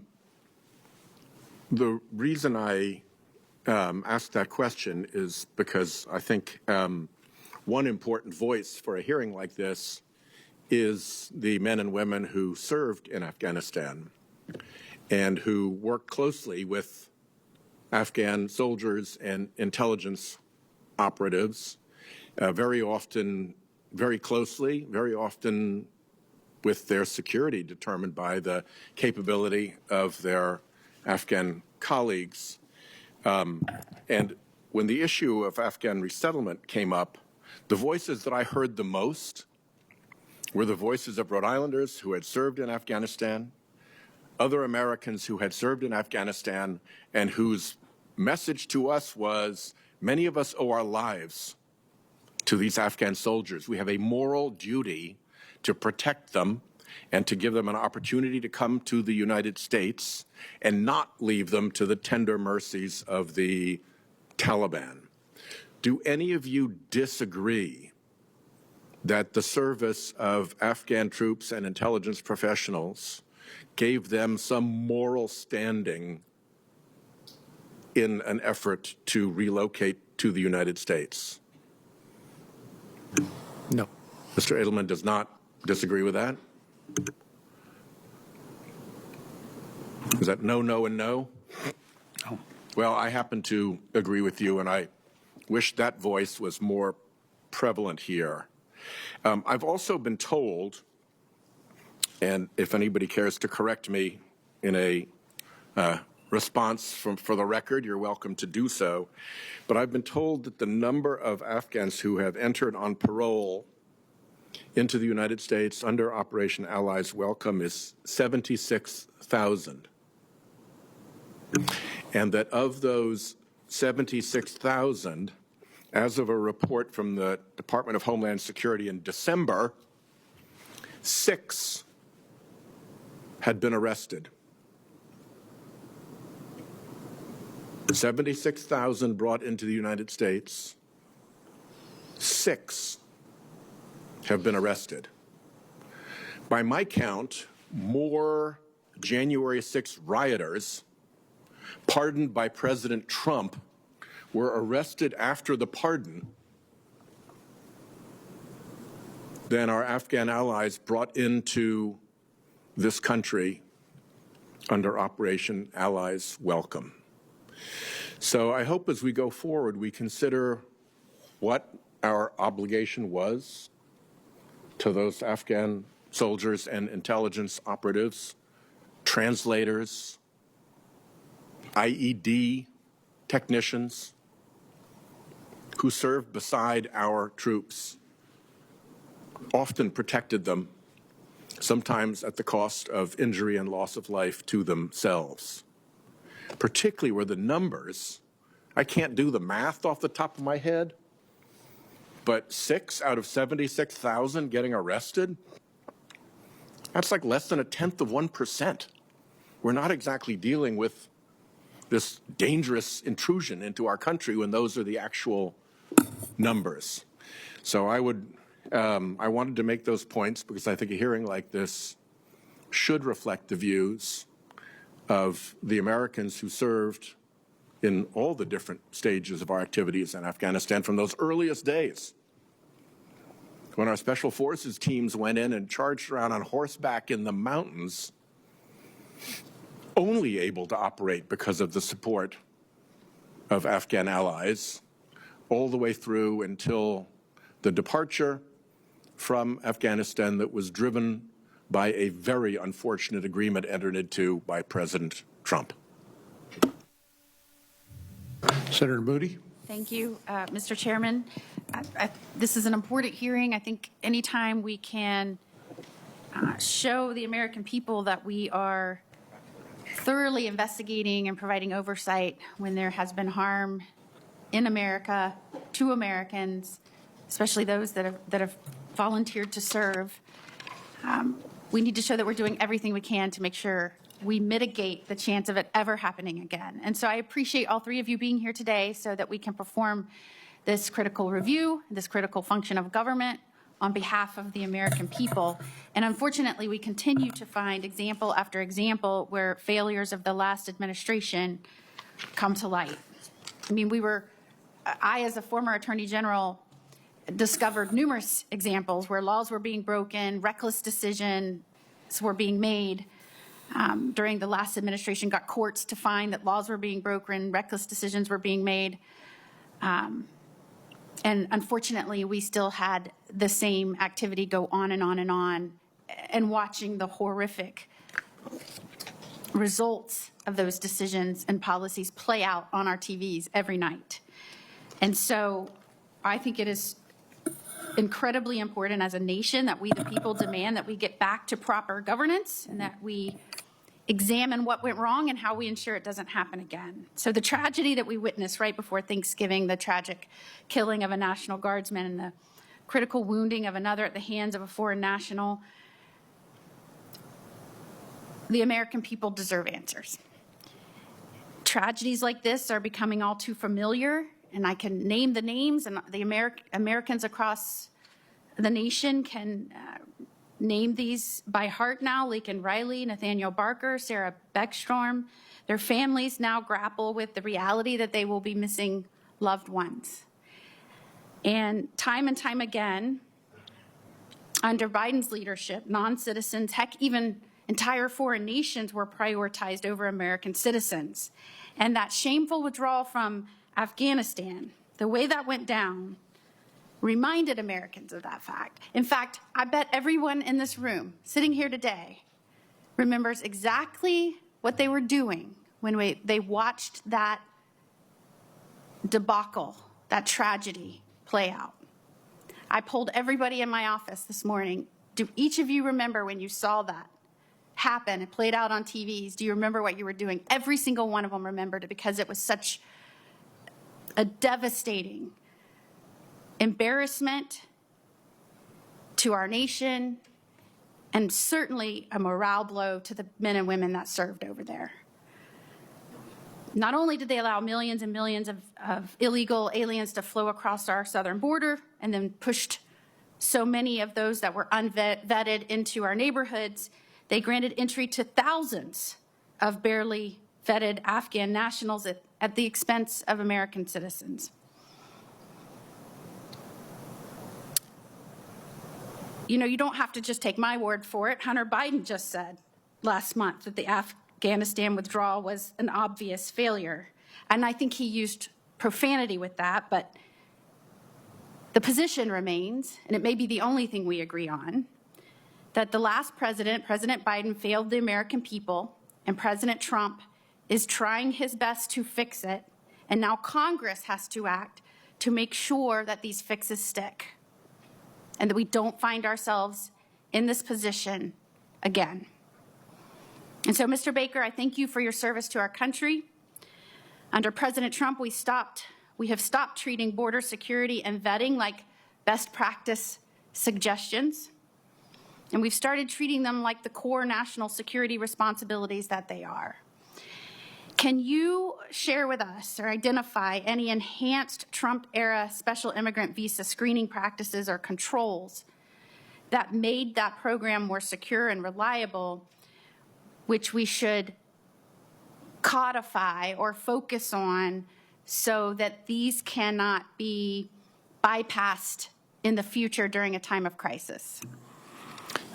Senator, thank you for that question. My office has not done work. As you may know, the Afghan SIV program has been suspended.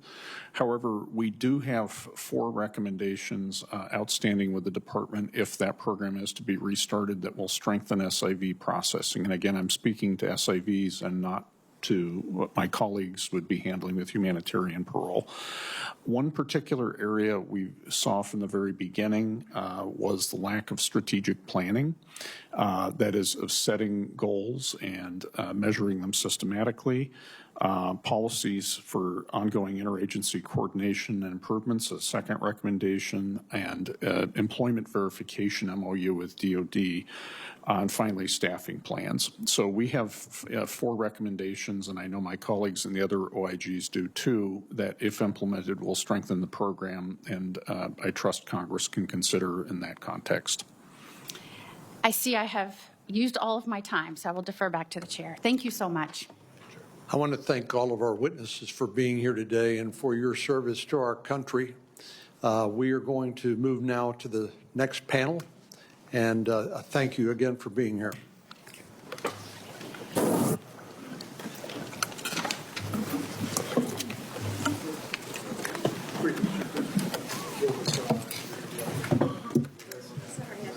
No problem. Okay.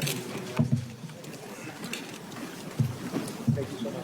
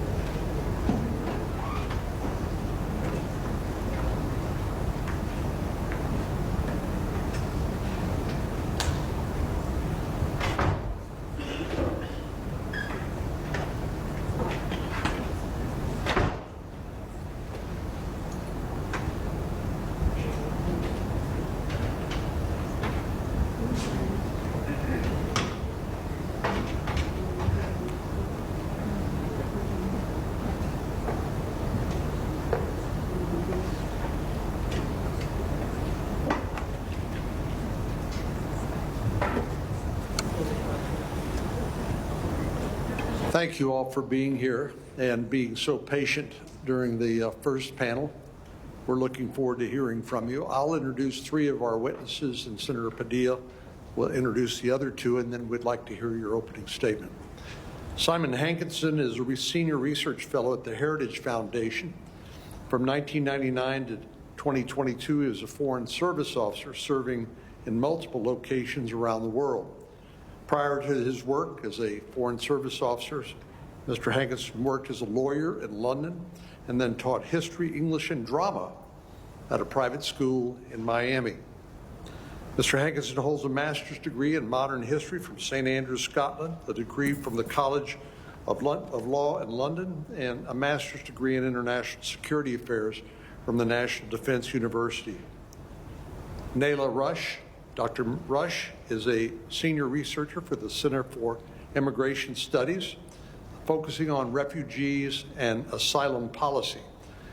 She holds a PhD in migration studies from the University of Sussex in the UK, a maîtrise in sociology from Sorbonne University in Paris, excuse my pronunciation, and a BA in sociology from the American University of Beirut.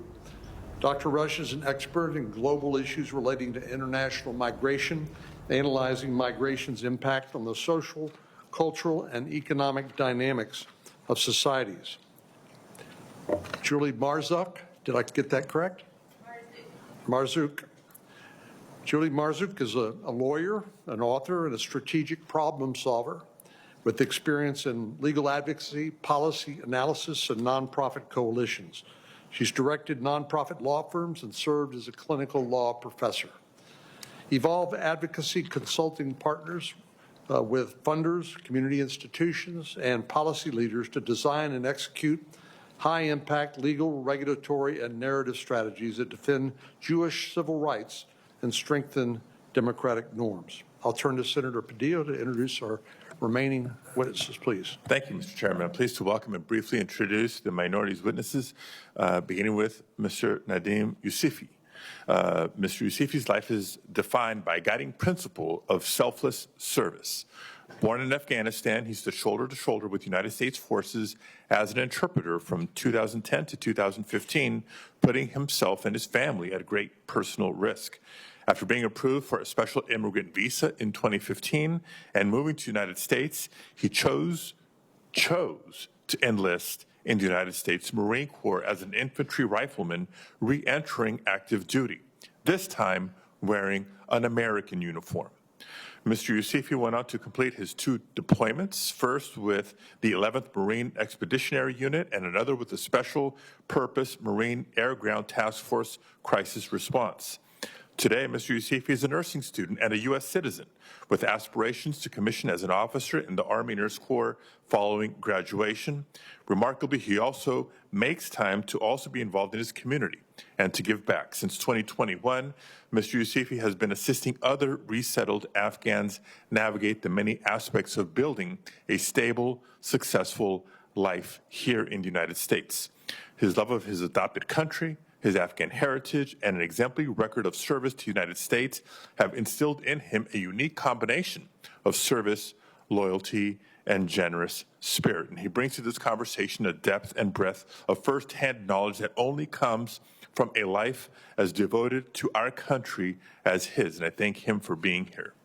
It's also my pleasure to introduce our second witness, Mr. Perry Blackburn, a retired lieutenant colonel who served as U.S. Armed Special Forces officer. He was one of the first Americans on the ground in Afghanistan after September 11th. He's the founder and CEO of AFG Free, an organization he founded to keep the promise to get Afghan partners out of Afghanistan safely. Through his organization, he's helped evacuate thousands of U.S. citizens and allies from Afghanistan. Lieutenant Colonel Blackburn, thank you for your service and for coming to testify before us today. Thank you to each of the witnesses for being here. Mr. Hankinson, we'll start with you for a 5-minute opening, please. Chairman Cornyn, Ranking Member Padilla, let me put the bottom line up front. I'm certain that of the 200,000 Afghans brought here under programs hastily arranged by the Biden administration since 2021, there are hundreds who should be deported. I'm certain that some have criminal or terrorist records that make them inadmissible under our immigration laws. And I believe it's inevitable that members of this population will victimize Americans or other immigrants in future. The U.S. involvement in Afghanistan exactly bookends my career as a Foreign Service officer. From our first casualty, CIA officer Johnny Michael Spann in November 2001, to the final terrorist attack by ISIS-K at Kabul airport 20 years later that killed 13 Americans. I was in my first tour as a political officer in India when we got into Afghanistan. I was in my last tour as Consul General in Nairobi when we left. Through no fault of the many brave and dutiful American men and women who served there, the U.S. presence in Afghanistan did not achieve its desired objective. After 2 decades, thousands of lives lost and billions of tax dollars spent. The end was ignominious. The Afghan government we'd paid billions to prop up fell like a house of cards. Our exit was rushed and chaotic. We brought home our dead and wounded, but we left billions in equipment and supplies for the Taliban. When the Treaty of Paris ended the Revolutionary War, Ben Franklin wrote, "If we do not convince the world that we are a nation to be depended on for fidelity in treaties, if we appear negligent in paying our debts and ungrateful to those who have served and befriended us, our reputation and all the strength it is capable of procuring will be lost." This is true. Yet gratitude to those who have served us doesn't mean bringing every one of them and all of their relatives to the United States. The U.S. had other options. We could have helped to support a safe zone in Afghanistan itself. The country's often had regions run by warlords who oppose the central government. Or instead of paying billions to bring Afghans to an alien country far from home, we could have paid neighboring countries, Turkmenistan, Uzbekistan, Tajikistan, Pakistan, or even India, to take them in.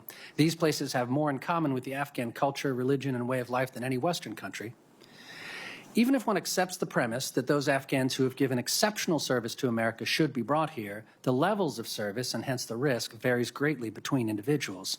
Yet that distinction seemed to play little part in our mass evacuation effort. We didn't just bring out a few thousand exceptional Afghans for whom their American comrades personally vouched. We evacuated people who happened to make it to the airport at the right time or were lucky enough to get out of the country. We accepted them based on unsubstantiated claims and unproven family relationships. When Americans think of Afghan allies, they think of guides, soldiers, translators, and others who risked their lives beside our forces in the field or in critical national security, combat, and intelligence roles. They're not thinking of laborers working for subcontractors or for foreign media organizations or NGOs. As Afghanistan combat veteran Joe Kent said, vetting a foreigner in a war zone to determine if he will fight a common enemy is vastly different than vetting a foreigner to see if he's suitable to live in our country. And as Marine combat veteran Wade Miller said, separating true friends from other categories of Afghan is not simple. He wrote, "Many played both sides. Many only did it to make money. Many were plants. Many had long-standing tribal grudges against the Taliban." Our efforts to extract a theoretically limited number of Afghan allies using parole, special immigrant visas, or as refugees were poorly targeted. The Biden administration's efforts to bring in as many Afghans as possible, as quickly as possible, resulted in standards being dropped far below the level plausible to keep out dangerous, unstable, or undesirable individuals. The vetting standards were inadequate to accurately determine their identity, biography, and thus national security risk. Afghans brought to the U.S. under Operation Allies Welcome and its successor programs have been arrested for crimes including property damage, sexual assault, plotting terrorist attacks, and murder. At present, the U.S. has no means to vet anyone inside Afghanistan. We have no diplomatic or overt security presence in the country. And until the Trump administration paused all entry for Afghans in 2025, the State Department was still allowing them to apply for special immigrant visas in any other country they could reach. Their applications were processed by local staff with no knowledge of Afghanistan. They were interviewed by consular officers with no experience of Afghanistan. There were no penalties for submitting false applications or for applying more than once under a false identity. Even the best vetting can only find information that is available. The saying in computing goes, garbage in, garbage out. For vetting, the corollary would be nothing in, nothing out. Any record applicable to a given Afghan, but which is unavailable to U.S. agencies, does not count as derogatory information. And even successful vetting cannot predict future radicalization or action. Admitting foreign nationals, however well screened, has inherent risk. Thank you for inviting me to testify today, and I welcome your questions. Thank you. Colonel Blackburn. Thank you. Chairman, Ranking Member, and members of the committee, thank you for this opportunity, and thank you for your service to this country. May God bless all of y'all. I come here as a witness to provide my experiences with Afghanistan and American citizen evacuation. I submit this testimony as an American born abroad to a foreign mother, a son of a soldier, and as a retired soldier myself, who has spent a lifetime at the point where policy and consequence meet. We lost National Guard Specialist Sarah Beckstrom. May God rest her soul. Staff Sergeant Andrew Wolf remains in our prayers as he fights to recover. Their sacrifice deserves remembrance, and it deserves justice. Full justice against the perpetrator and anyone who comes to this country with the intent to do harm. There must be no ambiguity to this point. Violence against American service member is an attack on the nation itself, and it must be prosecuted to the fullest extent of the law. It is critical, though, that I speak clearly and honestly at this point. The person who perpetrated this crime does not represent the Afghan people I fought beside, not that I advocated for, nor that I continue to support. Conflating lawful allies with violent criminals dishonors both our fallen soldiers and the Afghans who kept faith with us. I served in the United States Army for decades, retiring as a lieutenant colonel after multiple combat tours. I was the first soldiers in Afghanistan and Iraq, and I was proud to be part of it all. Some judge a career by rank or awards. The men I measured success with, we measured it differently. We measured by lives preserved and promises kept. When we arrived in Afghanistan, we were met by a local Afghan partner, a warlord, a U.S. government personnel, and they welcomed our presence, but they also warned us the enemy was everywhere. Nobody was coming to rescue us if things went wrong. This was a Special Forces mission at its core, and it should never have been anything else. People came from all over the world to kill Americans. Let's not forget that. Even Americans came to kill Americans. It was confusing to our Afghan allies. And yet, our partners stood beside us. They fought beside us, and they translated not just language, but culture. They helped us understand tribal dynamics, honor, and consequence. They bled, they died, they lived. They became like us. They cursed like us. They dipped Copenhagen. They tried their best at American jokes. And they believed deeply in that America meant something, that we meant something. Who could not forget that we actually secured polling places so Afghans could vote? The world remembers images of women holding up ink-stained fingers, proving that they voted. Girls went to school. Men worked without fear of reprisal. That progress was not abstract. It was earned, block by block, village by village, firefight by firefight. We did it together. That is why what happened in August 2021 shook me to the core. The world watched Afghans as they clung to aircraft, as we saw Senator Cruz so eloquently display. It was sickening. I felt sick. But we made a promise. We taught our youngest privates to model American values to the Afghan people. What we are, who we are, the promises, loyalty, accountability, and honor as Americans. And then we left. I just couldn't stand by. I put my personal information out on all the social media websites I could and said, if you need help, contact me.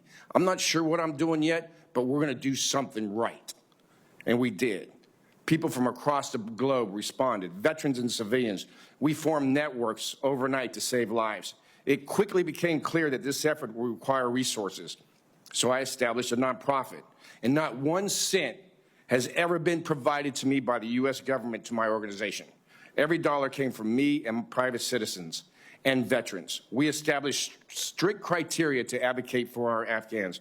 First, we worked to rescue American citizens. I'm proud to say our networks of advocates helped over 2,000 American citizens return home after the fall of Afghanistan. One of them was a woman named Sarah, who had been imprisoned by the Taliban.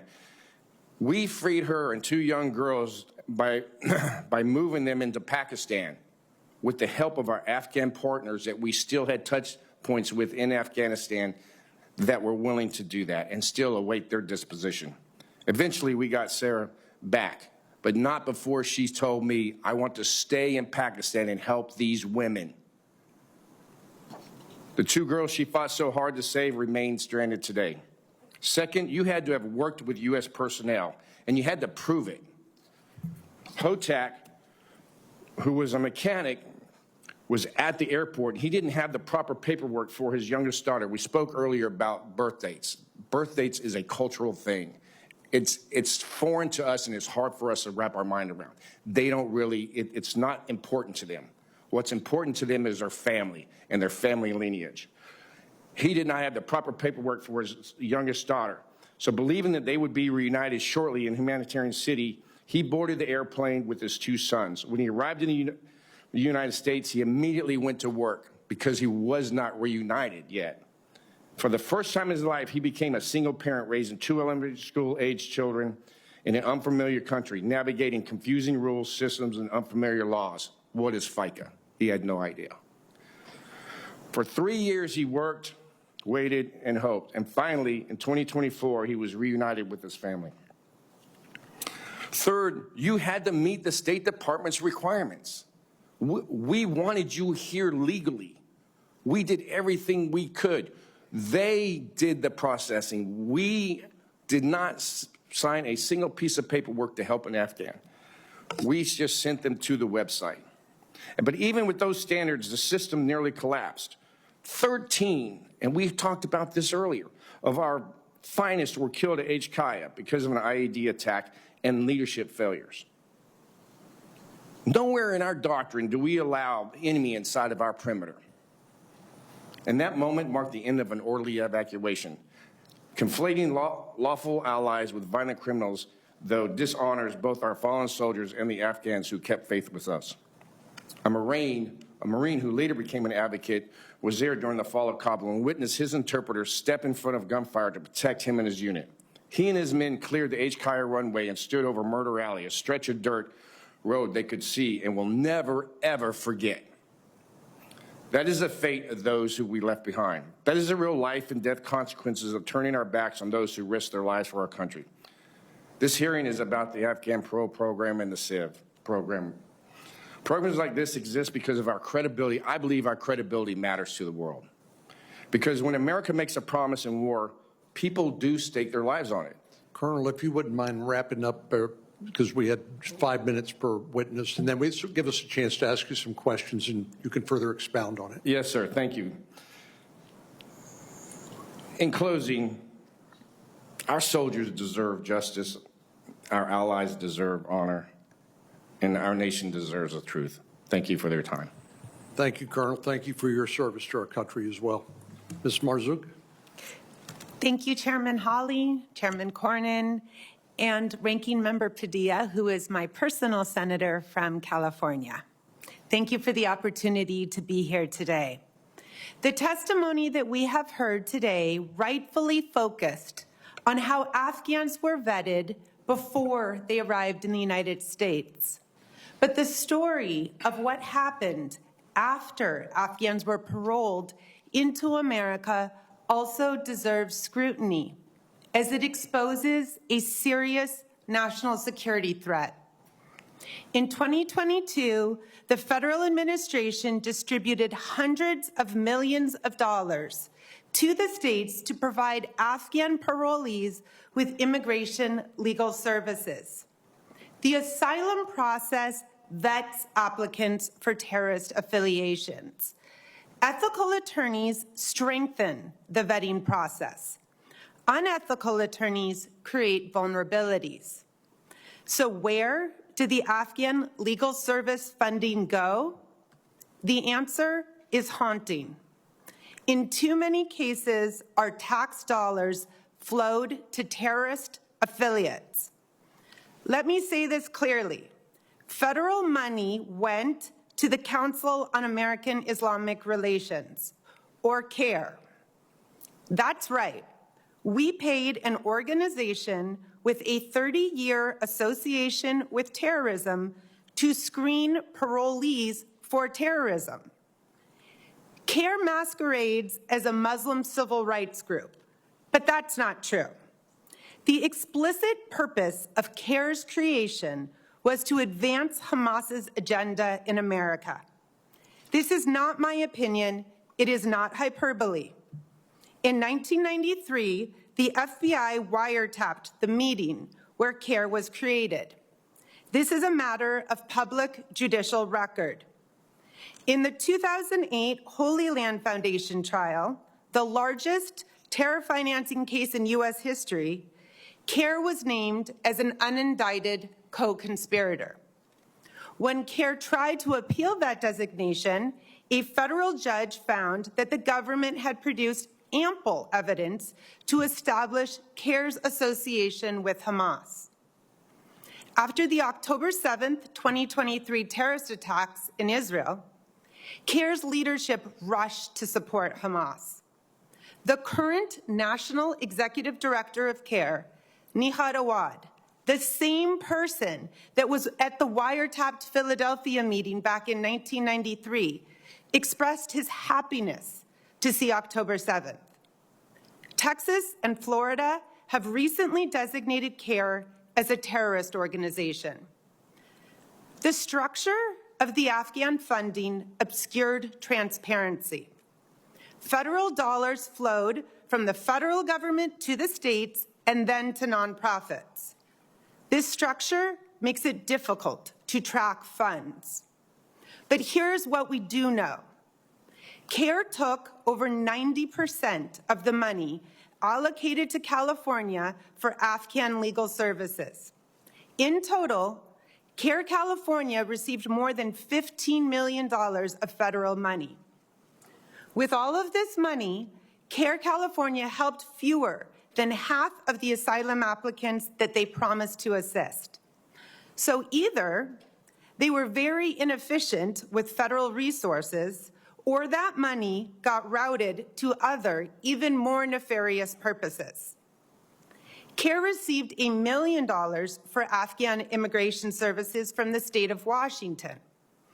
CARE Oklahoma, CARE Florida, and CARE Texas also all provided asylum immigration legal services for arriving Afghans. In its application for funding, CARE California effectively touted its ability to coach clients around being scrutinized for terrorism. I was an immigration attorney for 15 years. I have taught immigration law. How attorneys prepare clients in asylum cases can be determinative.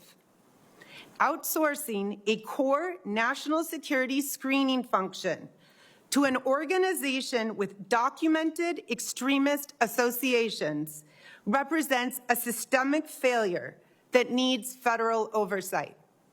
Thank you for your time. I look forward to your questions. Thank you very much. Mr. Yusufi, thank you for your service to our country. Thank you for your support. Thank you for your support, Senator. Thank you, Chairman Corian, Chairman Hawley, Ranking Member Durbin, Ranking Member Padilla, and other members of subcommittee for the opportunity to speak with you today.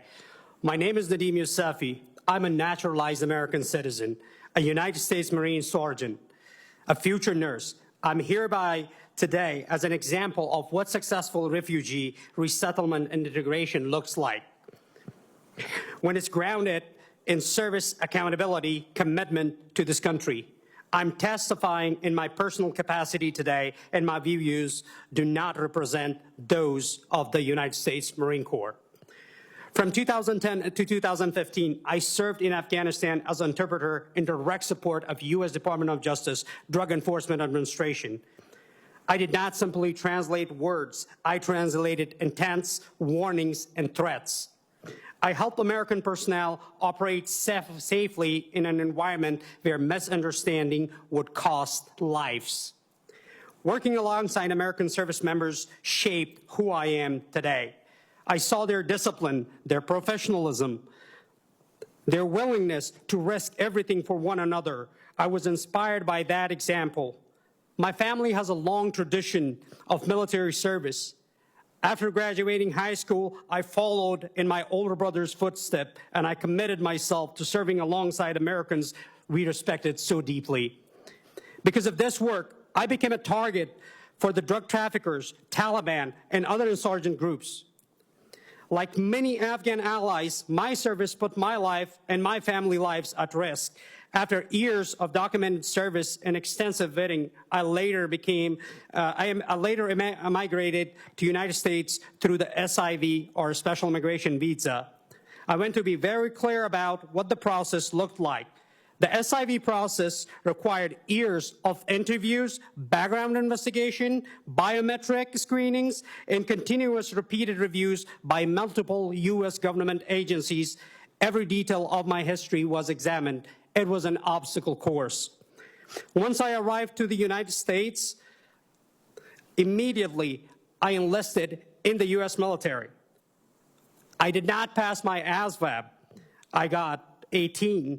So I have to go back to school to improve my English and my math in order to get a better ASVAB score and finally enlist in the Marine Corps with a 67 ASVAB.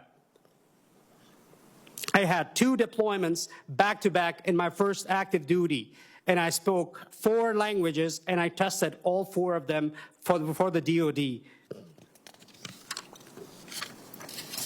Today, I'm a nursing student and inactive reserve status. My goal is to return to active duty and serve as an officer in Army Nurse Corps because I want to continue serving this country and caring for those who do.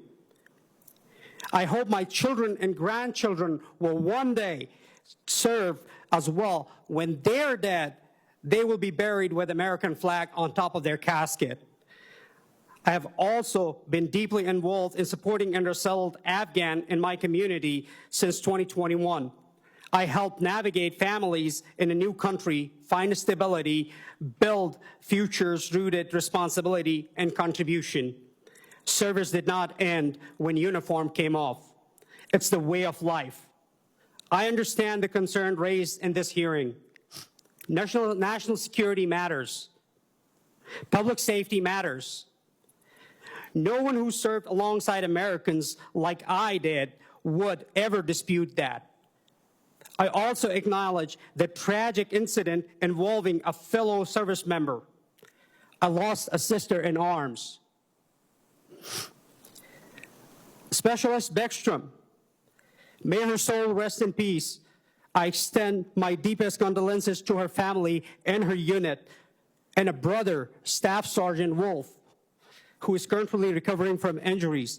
Their sacrifice deserves respect and seriousness.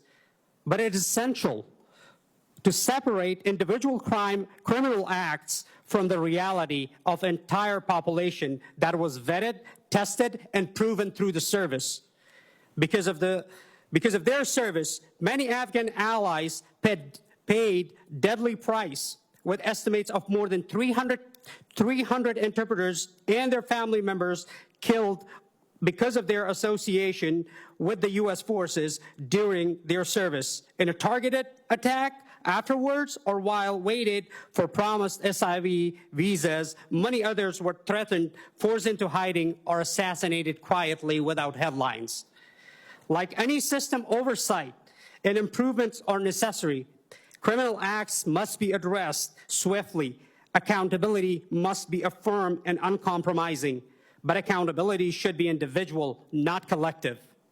One person's crime should never erase the sacrifice of 10,000 who stood with the American service members under fire. How we treat... Please wrap up your opening remarks, please. I believe in America. I ever lived here. That belief led me to serve as an interpreter, then as a Marine, now as a future nurse. I'm not unique. There are thousands like me who continue to serve quietly every day, and most of them are right behind me, sitting in this hall currently present. Security and compassion are not opposite. Strong vetting and moral responsibility can and must exist together. America is safest when it keeps both its borders and its word. Thank you for your time, Senators. Thank you very much. Dr. Rush. Chairman Corwin, Chairman Hawley, and members of the subcommittee, thank you for the opportunity to testify today on this important topic. I began focusing on the Afghan issue in 2021 as U.S. forces withdrew from Afghanistan. Like many Americans, I watched the images of packed aircrafts and the chaos at the Kabul airport. During that summer, around 80,000 Afghan nationals were evacuated by the Biden-Harris administration under a program called Operation Allies Refuge. But despite the program's name, and contrary to the prevailing narrative, the majority of those airlifted and those who followed were not U.S. allies. Most had no connection to the U.S. government, military, or any U.S. contractor or subcontractor. The term allies has indeed been used and misused. The former administration did not stop with the initial evacuation. It went on to create multiple additional pathways for Afghans to enter the United States, ultimately bringing the total number of arrivals to more than 200,000. Most evacuees did not possess visas to be admitted into the U.S., nor were they eligible for special immigrant visas, which are specifically reserved for Afghan allies. or for refugee statuses available to persecuted Afghans. As a result, the administration relied on parole to allow them into the U.S. Immigration parole is an official permission to enter and remain temporarily in the U.S. and should be only granted on a case-by-case basis. The legality of the prior administration's expensive use of parole has been widely questioned. Once processed, parolees were resettled into American communities and were exceptionally granted the same federal benefits as refugees and SIVs, including work authorization, health insurance, cash assistance, housing support, and more.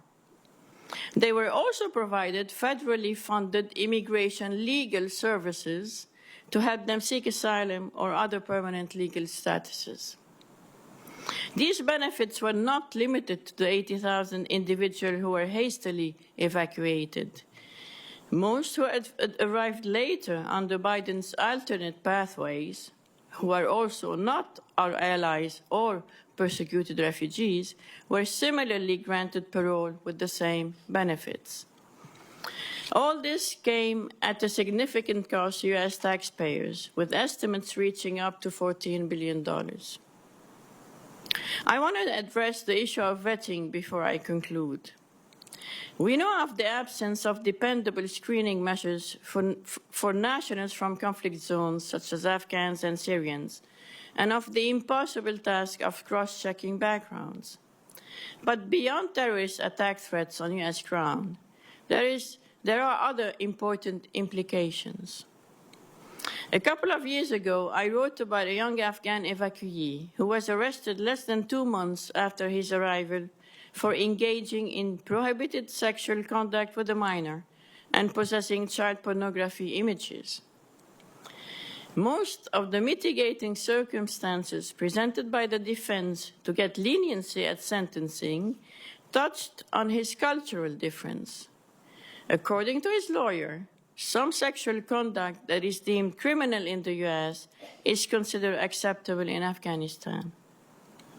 Even if he was indeed regularly screened, as many who advocate for countless Afghan admissions claim, and all the documents pertaining to his judicial history in Afghanistan were available, he would still have been cleared to enter the U.S. In this young man's case, nothing was missed because there was probably nothing to find. His village in rural Afghanistan does not have a regularized criminal justice system. Disputes there are resolved through inter-family mediation. This case illustrates a broader truth. It is naive and perhaps arrogant to assume that newcomers will automatically leave their beliefs, norms, and biases behind.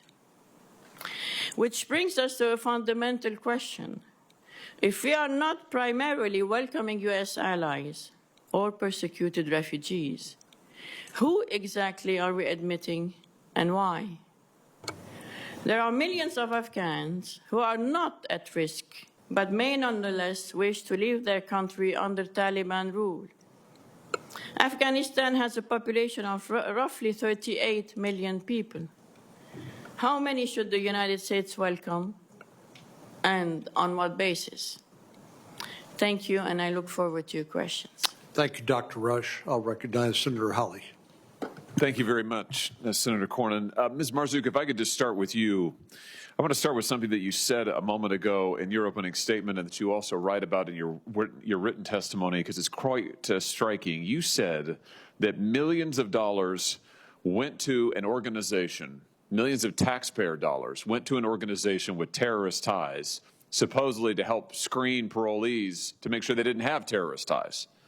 So let's just talk a little bit about how this happened. In the fall of 2021, Congress passed and President Biden signed legislation providing about $1.7 billion in taxpayer funding to help settle for carrying out refugee and entrant assistance activities. That's the language from the statute.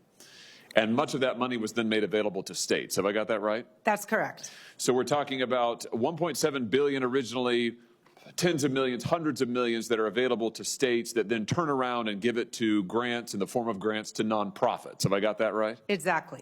Now, where this nonprofit money goes is where the story gets interesting. These nonprofit groups are supposed to be helping with the settlement process. Some of them provided legal services to the refugees. Is that correct? Yes, there was money for resettlement and separate money for legal services. Got it. So how is it that money, taxpayer money, ends up in the hands of an organization, maybe multiple organizations that have terrorist affiliations? Tell us how this happened. Well, I think there's plenty of fault to go around. The first should lie with the terrorist-supporting nonprofit that presents itself as a legitimate civil rights organization. And what would that be? That's the Council of American Islamic Relations, CARE. So this is a group that you say has ties to terrorism. Explain why that is. It's not my opinion. They were an unindicted co-conspirator in the 2008 Holy Land Foundation. And in that trial, the wiretap from the 1993 meeting in which CARE was founded was brought into the federal public record. In that meeting, they specifically state that they are going to present themselves as a legitimate civil rights organization while furthering the mission of Hamas. So you have an American court proceeding that finds that this entity has direct ties to Hamas, may be part of a Hamas funding network, but yet they're getting money. How much money did they get from the federal government to shepherd Afghan parolees? It's very hard to track the funding because some state fiscal oversight portals show it more clearly than others. I can say with certainty that in California, they received $15 million. In the state of Washington, they received more than $1 million. And I can say also that an affiliate of CARE, which is called ICNA, the Islamic Center for North America, which has its own documented ties to extremism and terrorism, was also subgranted $1 million. $15 million in one state, millions in other states going to this entity. Did you say that following October 7th, the leaders of CARE celebrated the Hamas attacks, or did they condemn it? Which was it? Multiple leaders are on public record celebrating the Hamas attacks. The National Executive Director, the CEO of CARE California, and the Executive Director of San Francisco CARE all publicly celebrated October 7th. So you've got an organization that was founded in conjunction with Hamas that a federal court has found is linked to the funding network that is somehow getting millions and millions of taxpayer dollars to help Afghan parolees, supposedly to make sure that they're not associated with terrorism. This group's associated with terrorism. Now, when I look at the federal databases to see if there's any reference to CARE, I don't see anything. Why is that? How have they hid the fact they've gotten so much money? That's correct, Senator, because the money went from Health and Human Services to the states and from the states to nonprofits. In fact, nonprofits could then subgrant further. So the money did not go directly from the federal government to CARE, but rather an intermediary, and that is how they've hidden the money. It's like a dark money network. Tell me this. Is there any reason to believe that any of the representations that CARE made to the states were false, or did they use false names? Did they use false front organizations? I mean, what do we know? Absolutely. So in California, the contract between CARE and the state of California for $7.2 million is in the name of CARE of Greater Los Angeles. CARE of Greater LA is not a legal entity. It does not have a federal EIN. It does not file a 990. CARE of California is a legal entity. But since CARE of Greater Los Angeles isn't an entity, there is no way to track that $7.2 million. There's the cash out. So in other words, because the money was given to a non-legal entity, we can't follow it. Now, I thought you said just a moment ago in your testimony that fewer than half of the Afghans that CARE said they would help have actually been provided assistance, or that is fewer than half of the number they submitted. So where's the rest of the money gone? Well, in California, CARE is involved in an all-of-society political activism approach. They have paid activists in city councils, in school boards, lobbied in the state legislature to further their extremist agenda. I cannot say with certainty that that's where the federal dollars went, but I can say that on the ground, we see the political radicalization from CARE in every aspect of California civic life. Were they involved in any way in anti-Israel, anti-Jewish protests after October 7th that we saw all over the country? Absolutely. CARE's leadership was present at the universities of California and the Cal State campuses, and in fact, gave sermons and speeches on those campuses. So for all we know, the money could have gone there. I mean, my point is, and thank you for your indulgence, Mr. Chairman, we need to find out where this money has gone. This is a scandal. This is corruption. And we've got to figure out how taxpayer money has ended up in the hands of yet another organization with terrorist ties. Thank you, Mr. Chairman. Thank you, Mr. Senator Klobuchar. Thank you very much, Mr. Chairman. Thank you, Senator Padilla. I'd like to first extend my condolences to the family of Sarah Beckstrom. Her death is heartbreaking. She volunteered to work on Thanksgiving, and we also are praying for the recovery of Andrew Wolf. Their shooter needs to be prosecuted to the full extent of the law.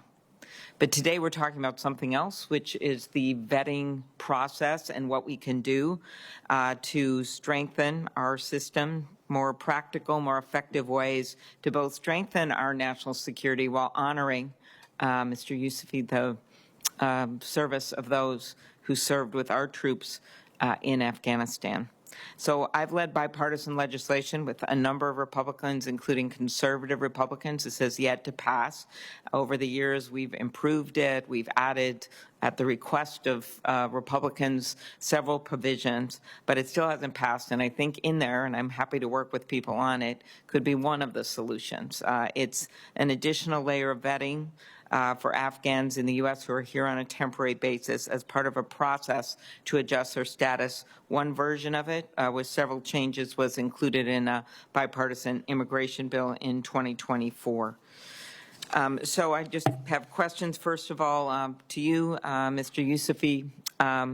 Sergeant, it is widely known that the motto of the Marines is Semper Fidelis, always faithful, and as I see it, you have lived up to that motto twice over, first as an interpreter for the U.S. government, and then as a U.S. Marine. What have those words meant to you? And as you remember other Afghans who also served and sacrificed alongside U.S. forces, how should the idea of being faithful apply to them? Semper Fidelis, Madam Senator. The motto of Semper Fidelis, we know that it goes back long history in the Marine Corps, but meeting at this time, being always faithful is the people, the communities that I'm involved with in Michigan. There's like over 200 communities, which are, most of them are from 0 units, and they are proving it every day by paying their taxes, by going to their work, by sending their kids to school, by making their doctor appointments, by making sure that they live to the American standards, and they are every day doing their best to make this place home. Thank you very much. Mr. Blackburn, thank you for your remarkable service in uniform as a Green Beret and for your dedication to helping Afghan allies. As you know, many veterans organizations, American Legion, VFW, support the bipartisan legislation that I just referenced to provide Afghans who undergo additional vetting with some kind of a pathway to permanent residency.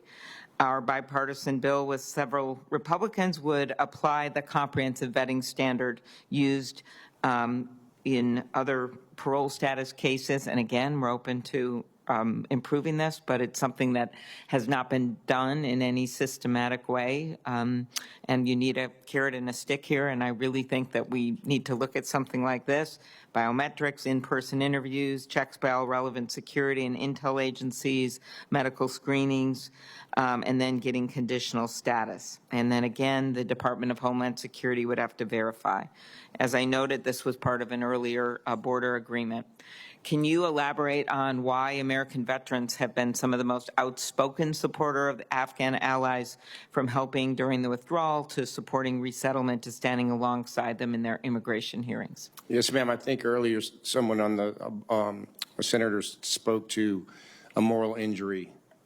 And I believe that's exactly what happened when we saw the fall of in August of 2021 with our Afghan partners. And from that point, we felt the need to do something positive to affect their lives. And that's why we came together in these mesh networks to try to figure out what to do, but to do it legally. As you spoke to just now about the bill that you guys have pending, that process is what we wanted to be part of. We wanted to be part of something positive to help people that worked with us, that fought with us, that died alongside of us, and their families. And we just could not turn our back on them, even though we were going through a pretty catastrophic event at the time. Right. So that is why I believe veterans and myself and others have poured their life. Some of us have poured our life savings into this. I know that sounds strange. I know you have. And it's about keeping this covenant. Yes, ma'am. The people that stood up for you. And I appreciate that. The oppresso liber is liberate the oppressed, and that's what we're doing. Mr. Chairman, could I ask one more question of Mr. Hankinson? Thank you. Mr. Hankinson, the Afghan SIV program has had bipartisan support in the Senate for many years. These visas are issued for what we call faithful and valuable service to the U.S. Over the past year, even as other pathways closed, this program remained operational until recently. My legislation, I should say our bipartisan legislation, a lot of people on it, would require a strategy for improving the SIV program and making it work better, more efficient. From your experience, what process reforms would you recommend prioritizing? And have you found some vetting processes that you think would be helpful? When I looked at the original SIV process that was used in Kabul, and this visa was expanded dramatically beyond just normal embassy employees as it was typically used for the Iraq and Afghan populations, it seemed to be pretty stringent, and I think Mr. Yousefi explained how he went through it, and it was very careful, but the standards were dropped massively during the evacuation crisis. And then they created parole and other pathways which had none of the controls. So if ever we were to resume processing SIVs, the controls and the processes would have to go back to the way they were. So we knew who these people were. We had all of the same documentation and interviews that we had originally. Okay, really appreciate it. Thank you, all of you. Mr. Hankinson, I think, to me, you made one of the most important points of this hearing when it comes to the challenges of vetting Afghan nationals from a war-torn country like Afghanistan, controlled by a terrorist organization like the Taliban. And that is the assumption of the federal government that no information basically meant these Afghan nationals were fine to come into the country, even though fraud is rampant, even though there may be no record because of the circumstances of that individual who don't even know their date of birth. I don't know how you actually identify in a database who a person is if you don't have some of the basic biographical information. But would you just repeat or restate your concerns about considering the absence of evidence of adequate vetting? Thank you for the question. Indeed, I think CBP's guidance officially during the crisis when they were bringing people in the thousands was, in the absence of derogatory information, let them in. In other words, no information, we would assume, means there is no information, which is probably not true. It may be true in many cases, but when you don't have an accurate birthday, you don't have an accurate name, and you know that there are no accurate criminal records. I mean, to talk about Afghan databases, you could talk about Afghan rocket ships. There are certain things that just don't exist in the remote parts of the country, and many other countries, some of which I've served in. So vetting is only as good as the databases and the information from which you're pinging, and assuming that there's nothing there because there's no record in a U.S. database is a mistake. And Ms. Marzouk, I wanted to get you to expand a little bit about the concerns that of funneling money to organizations like CARE. You mentioned that CARE was an unindicted co-conspirator in a 2008 case involving the Holy Land Foundation in Texas. It involved terrorist financing and related to Hamas, a designated proxy of Iran and a terrorist group. Do you believe that that sort of funding to non-governmental organizations represents a failure of adequate and verifiable vetting? I believe that there was a federal oversight problem after 9/11. All federal contracts were supposed to have terrorism riders to make sure that the federal money that we were handing out did not go to support terrorism. And the way that this structure was set up, the federal government gave it to the states. When the states gave that money to nonprofits, those terrorism riders were not present and there was not sufficient oversight. So just to repeat what Senator Hawley said in his question, rhetorical question, I guess, is that we're asking an organization with ties to terrorism to vet Afghan nationals for terrorist ties. Is that correct? That's correct. In fact, as I mentioned in my testimony, in the application in California, CARE California touted their experience with inadmissibility grounds related to terrorism. They were saying that they could coach clients how to get around terrorism screening. And as you may know, in November 2025, Governor Abbott, the governor of my state, Texas, designated CARE and the Muslim Brotherhood as a foreign terrorist organization and transnational criminal organization. In this case, a state proclamation like this prohibits them from acquiring land in the state and authorizes heightened enforcement against affiliates. But there's also been allegations made about the promotion of things like Sharia law and exclusion of people who are not of the Muslim faith from various enclaves known in one instance as EPIC, which is a real estate development in the state. But do you have any idea whether the sort of diversion of funds to an organization like this, is that an isolated event? I don't believe it to be isolated. I think it requires federal oversight to review all of the contracts that went from HHS to the states and then to the nonprofits, because as I explained, that money was purposefully obscured, and I believe that it is a systemic failure. Well, of course, anybody who follows the news knows that the scandal now that's unfolding in Minnesota with regard to the Somali community and allegations, serious allegations of welfare fraud, accepting federal government funds and yet providing no services in response to those funds. Really, we don't have any way of knowing if that's just the tip of the iceberg. And so I agree with you, it bears further investigation, and I can assure you we will do that. Let me turn it over to Senator Padilla. Thank you, Mr. Chair. Echoing Senator Whitehouse's question of the first panel of witnesses, I'd like to ask this panel, who here have served in Afghanistan? Please raise your hand. Thank you.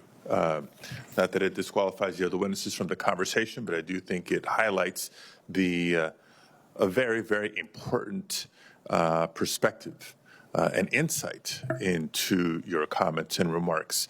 Mr. Yousefi, I was going to ask you to speak to your motivations for having served, wanting to continue to serve, but I think you've spoken so eloquently about that already. And Mr. Blackburn, I was summarily going to ask you your perspective on what not just our withdrawal from Afghanistan, as faulty as it was in 2021, but what efforts we make to support those who served alongside U.S. service members, what signal that sends to the rest of the world. But you've already spoken eloquently about that. So my final question, well, for the two of you, is this. You've were patient throughout the first panel. You heard a lot of questions from both sides of the aisle here, and you participated in the second panel. Is there any issue, any topic, any question that has come up that you want to further add to a response that you think is important for us to hear that you did not get a chance to weigh in on? Mr. Yousefi first, and then Mr. Blackburn. Thank you, Senator Padilla. The one thing that I want to bring here to the Senate is that I want to talk about it. The biggest thing is I'm heartbroken with what happened in D.C. Like I said, I lost another sister. My brother is critically injured and was in the hospital ICU. We cannot replace Sarah Beckstrom. Let me make this clear. But the only thing I want to emphasize is crime is individual.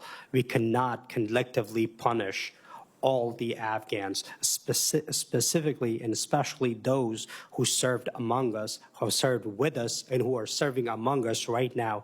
Right behind me, it takes a lot of courage to come here in front of the camera when you have family back home in Afghanistan, when the Taliban are doing this to your homes and coming there and tearing apart everything. It doesn't take just a courage to come here to enlist and start the service, do 4 years active, 5 years reserve. It takes a courage to come here and be in front of the world, to watch you, to expose what's going on. We don't see this in the media. We don't see this. And I have right now over tens of National Guard and Reserve. They have T5 clearance, which is top secret clearance because they were working with Intel. Their families are stuck in Qatar. Their families are stuck in Kabul hiding.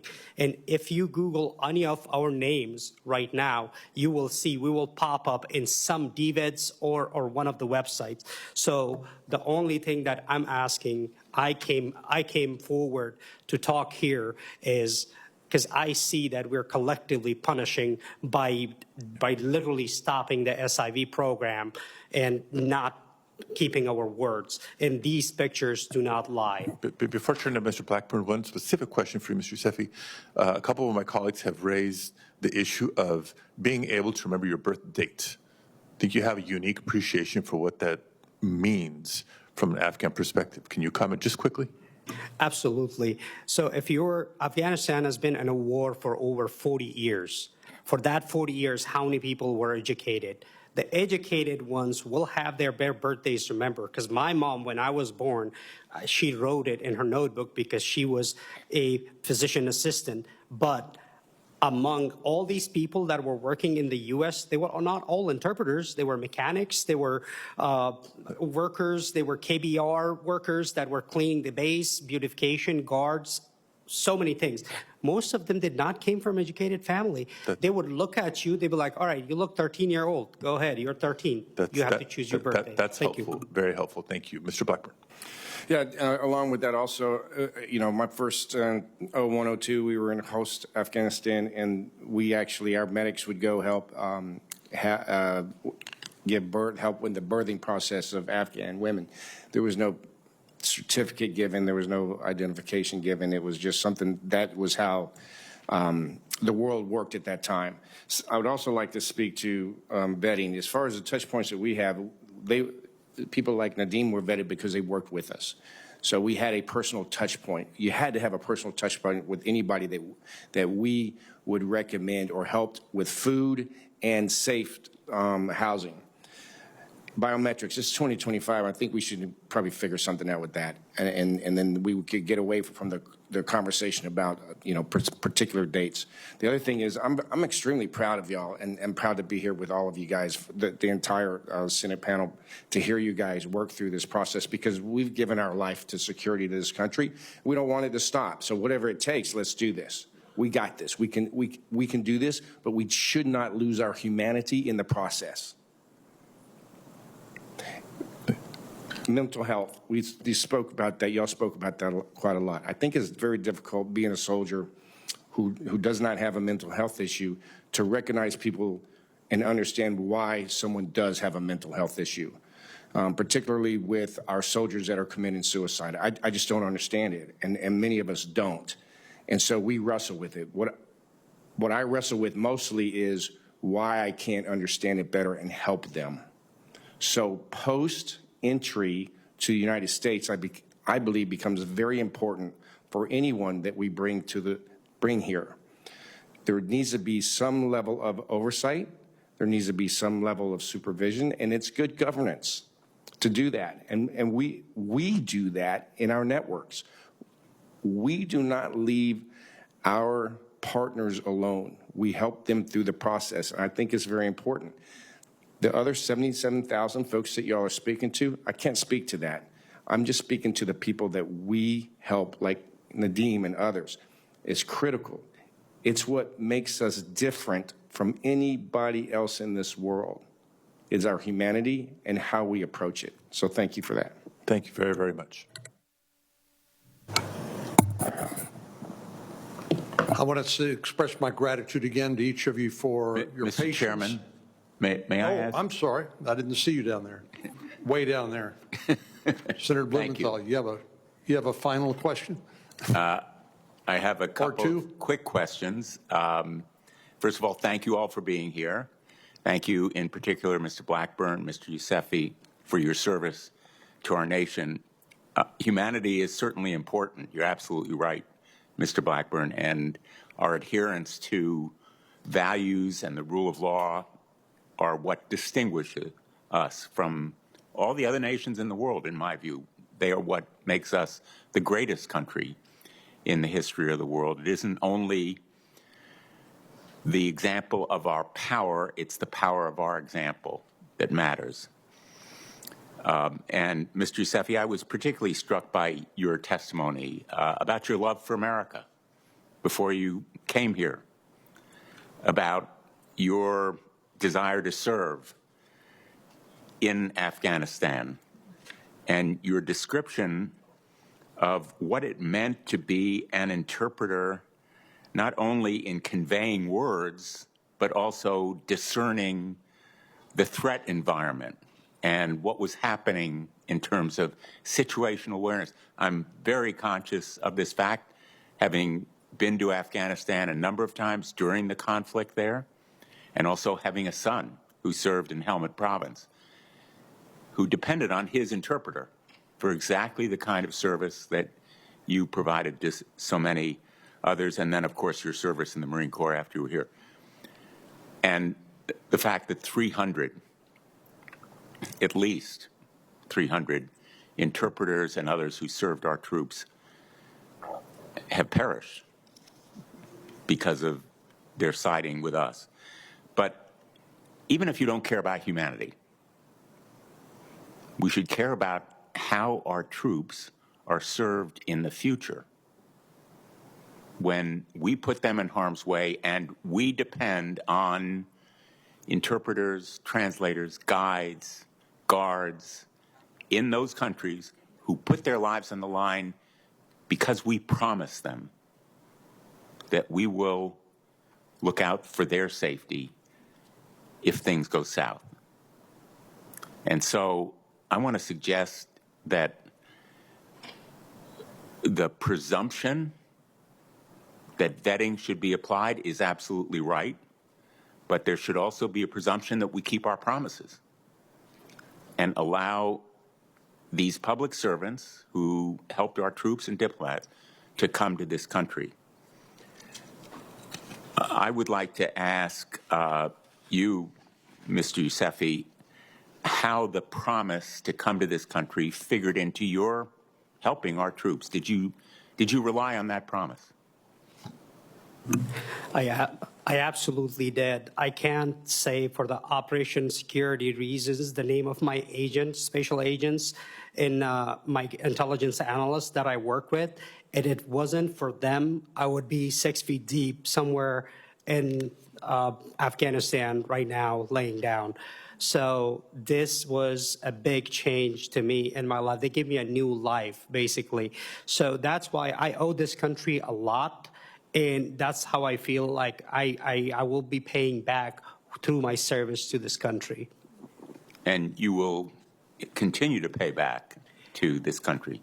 Absolutely. The service never stops. And I know a lot of our Afghan allies who have come to this country. I was involved in helping many of them get out of Afghanistan, enabling some of the planes to go in when there was still chaotic disorganization. We were able to extract many of them who were in danger. And I've come to know some of them. One of them was a guest of mine at the State of the Union. And I see how they continue to give back to our great country. Members of the Afghanistan community who have come here, we are a better country, not only because of their service in Afghanistan, but also because of people like yourself who have come here to enrich and strengthen our nation in countless ways. So I want to thank you for your service. And Mr. Blackburn, you are absolutely right to call attention to the mental health issues faced by all of our veterans who may be vulnerable to them coming to this country, back to the country they love, facing the invisible wounds of war. I'm so glad you mentioned it here. I'm the ranking member on the Veterans Affairs Committee, and it's been a priority of mine to try to provide more resources and treatment for troops. And as I indicated in my first round of questions, we need to pay attention to refugees who come here, who are vetted, but are suffering PTSD, which can't be discerned necessarily in the vetting process any more than our troops can be kind of siphoned into different categories when they come back. So thank you, Mr. Chairman. Thank you, Senator Blumenthal. I believe Senator Padilla has a few closing remarks. Thank you, Mr. Chair. I thank all the witnesses, both panels, for your participation here today and for your patience. It's been a longer than most hearing for good reason. It's an important, a complex but important topic that we've been discussing here today. A couple remarks in closing. One, earlier in the hearing, somebody made reference to, separate and apart from the SIV program, a parole program that they weren't aware that Congress had any part in creating. So for the record, parole into the country was codified by Congress in 1952. But in fact, its use preceded even that, going back to the Immigration and Nationality Act. So it's important to recognize that for the record. Second, just the topic here today, because it was portrayed differently by different members. Clearly, this was not a conversation about supporting service members and veterans or Afghan refugees, or even about public safety. Because if it was, we'd be discussing the resources that have been diverted away from those important functions and missions, away from counterterrorism, that we hope and pray are soon returned to those important missions. Instead, what we walked into was an ongoing effort by the administration and others to exploit a single attack, as heinous as it was, to justify the freezing of all asylum approvals, because that's what's happened. That's what's happening. All asylum approvals frozen despite country of origin. It's been used to justify systematically digging up of old immigration cases and the revocation of green cards. It's been used to institute new travel bans that encompass potentially 1 billion people across the globe. I call your attention to the map behind me. Legal immigration now blocked for people by this administration. It's part of a greater effort, sadly, by the administration to fearmonger and distract from its own failures and a brazen attempt to pit Americans against each other. In Boston, just last month, as immigrants lined up to take the oath of allegiance at their naturalization ceremony, think about that. Having been through the process, not just being vetted, but tested and interviewed, and finally being called for their appointment to take the oath of allegiance and become a United States citizen. After years of waiting and following the rules, officials were pulling people out of line. That's not American, to be targeting a naturalization ceremony for people on the verge of becoming citizens. And as our witnesses showed us today, it is actually patriotic to welcome those who put their lives on the line to protect our service members. Mr. Yousefi, I'm proud to call you a fellow citizen of the United States, just like I'm proud to call Mr. Blackburn a fellow citizen of the United States. So while we discussed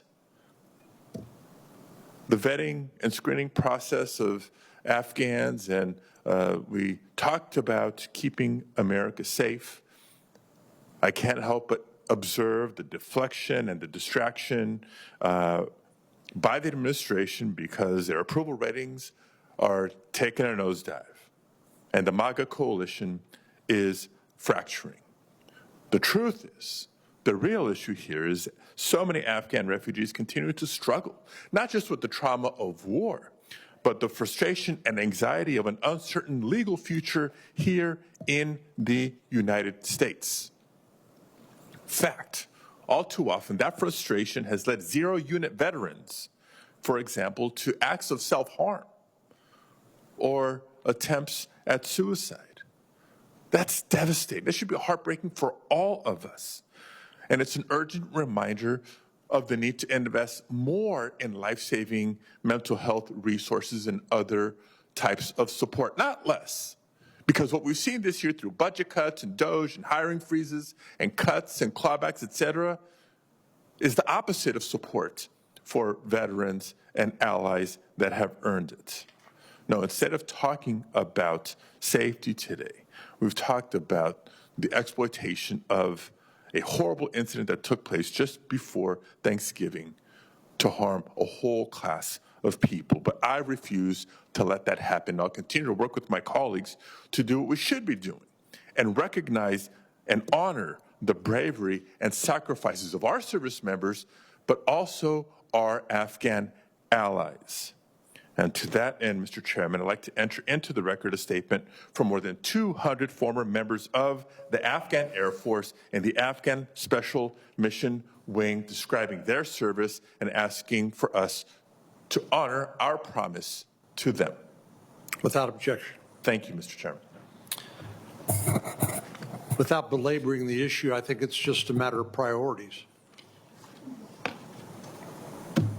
The first responsibility of the U.S. government is to protect the safety of Americans. Everything else is secondary.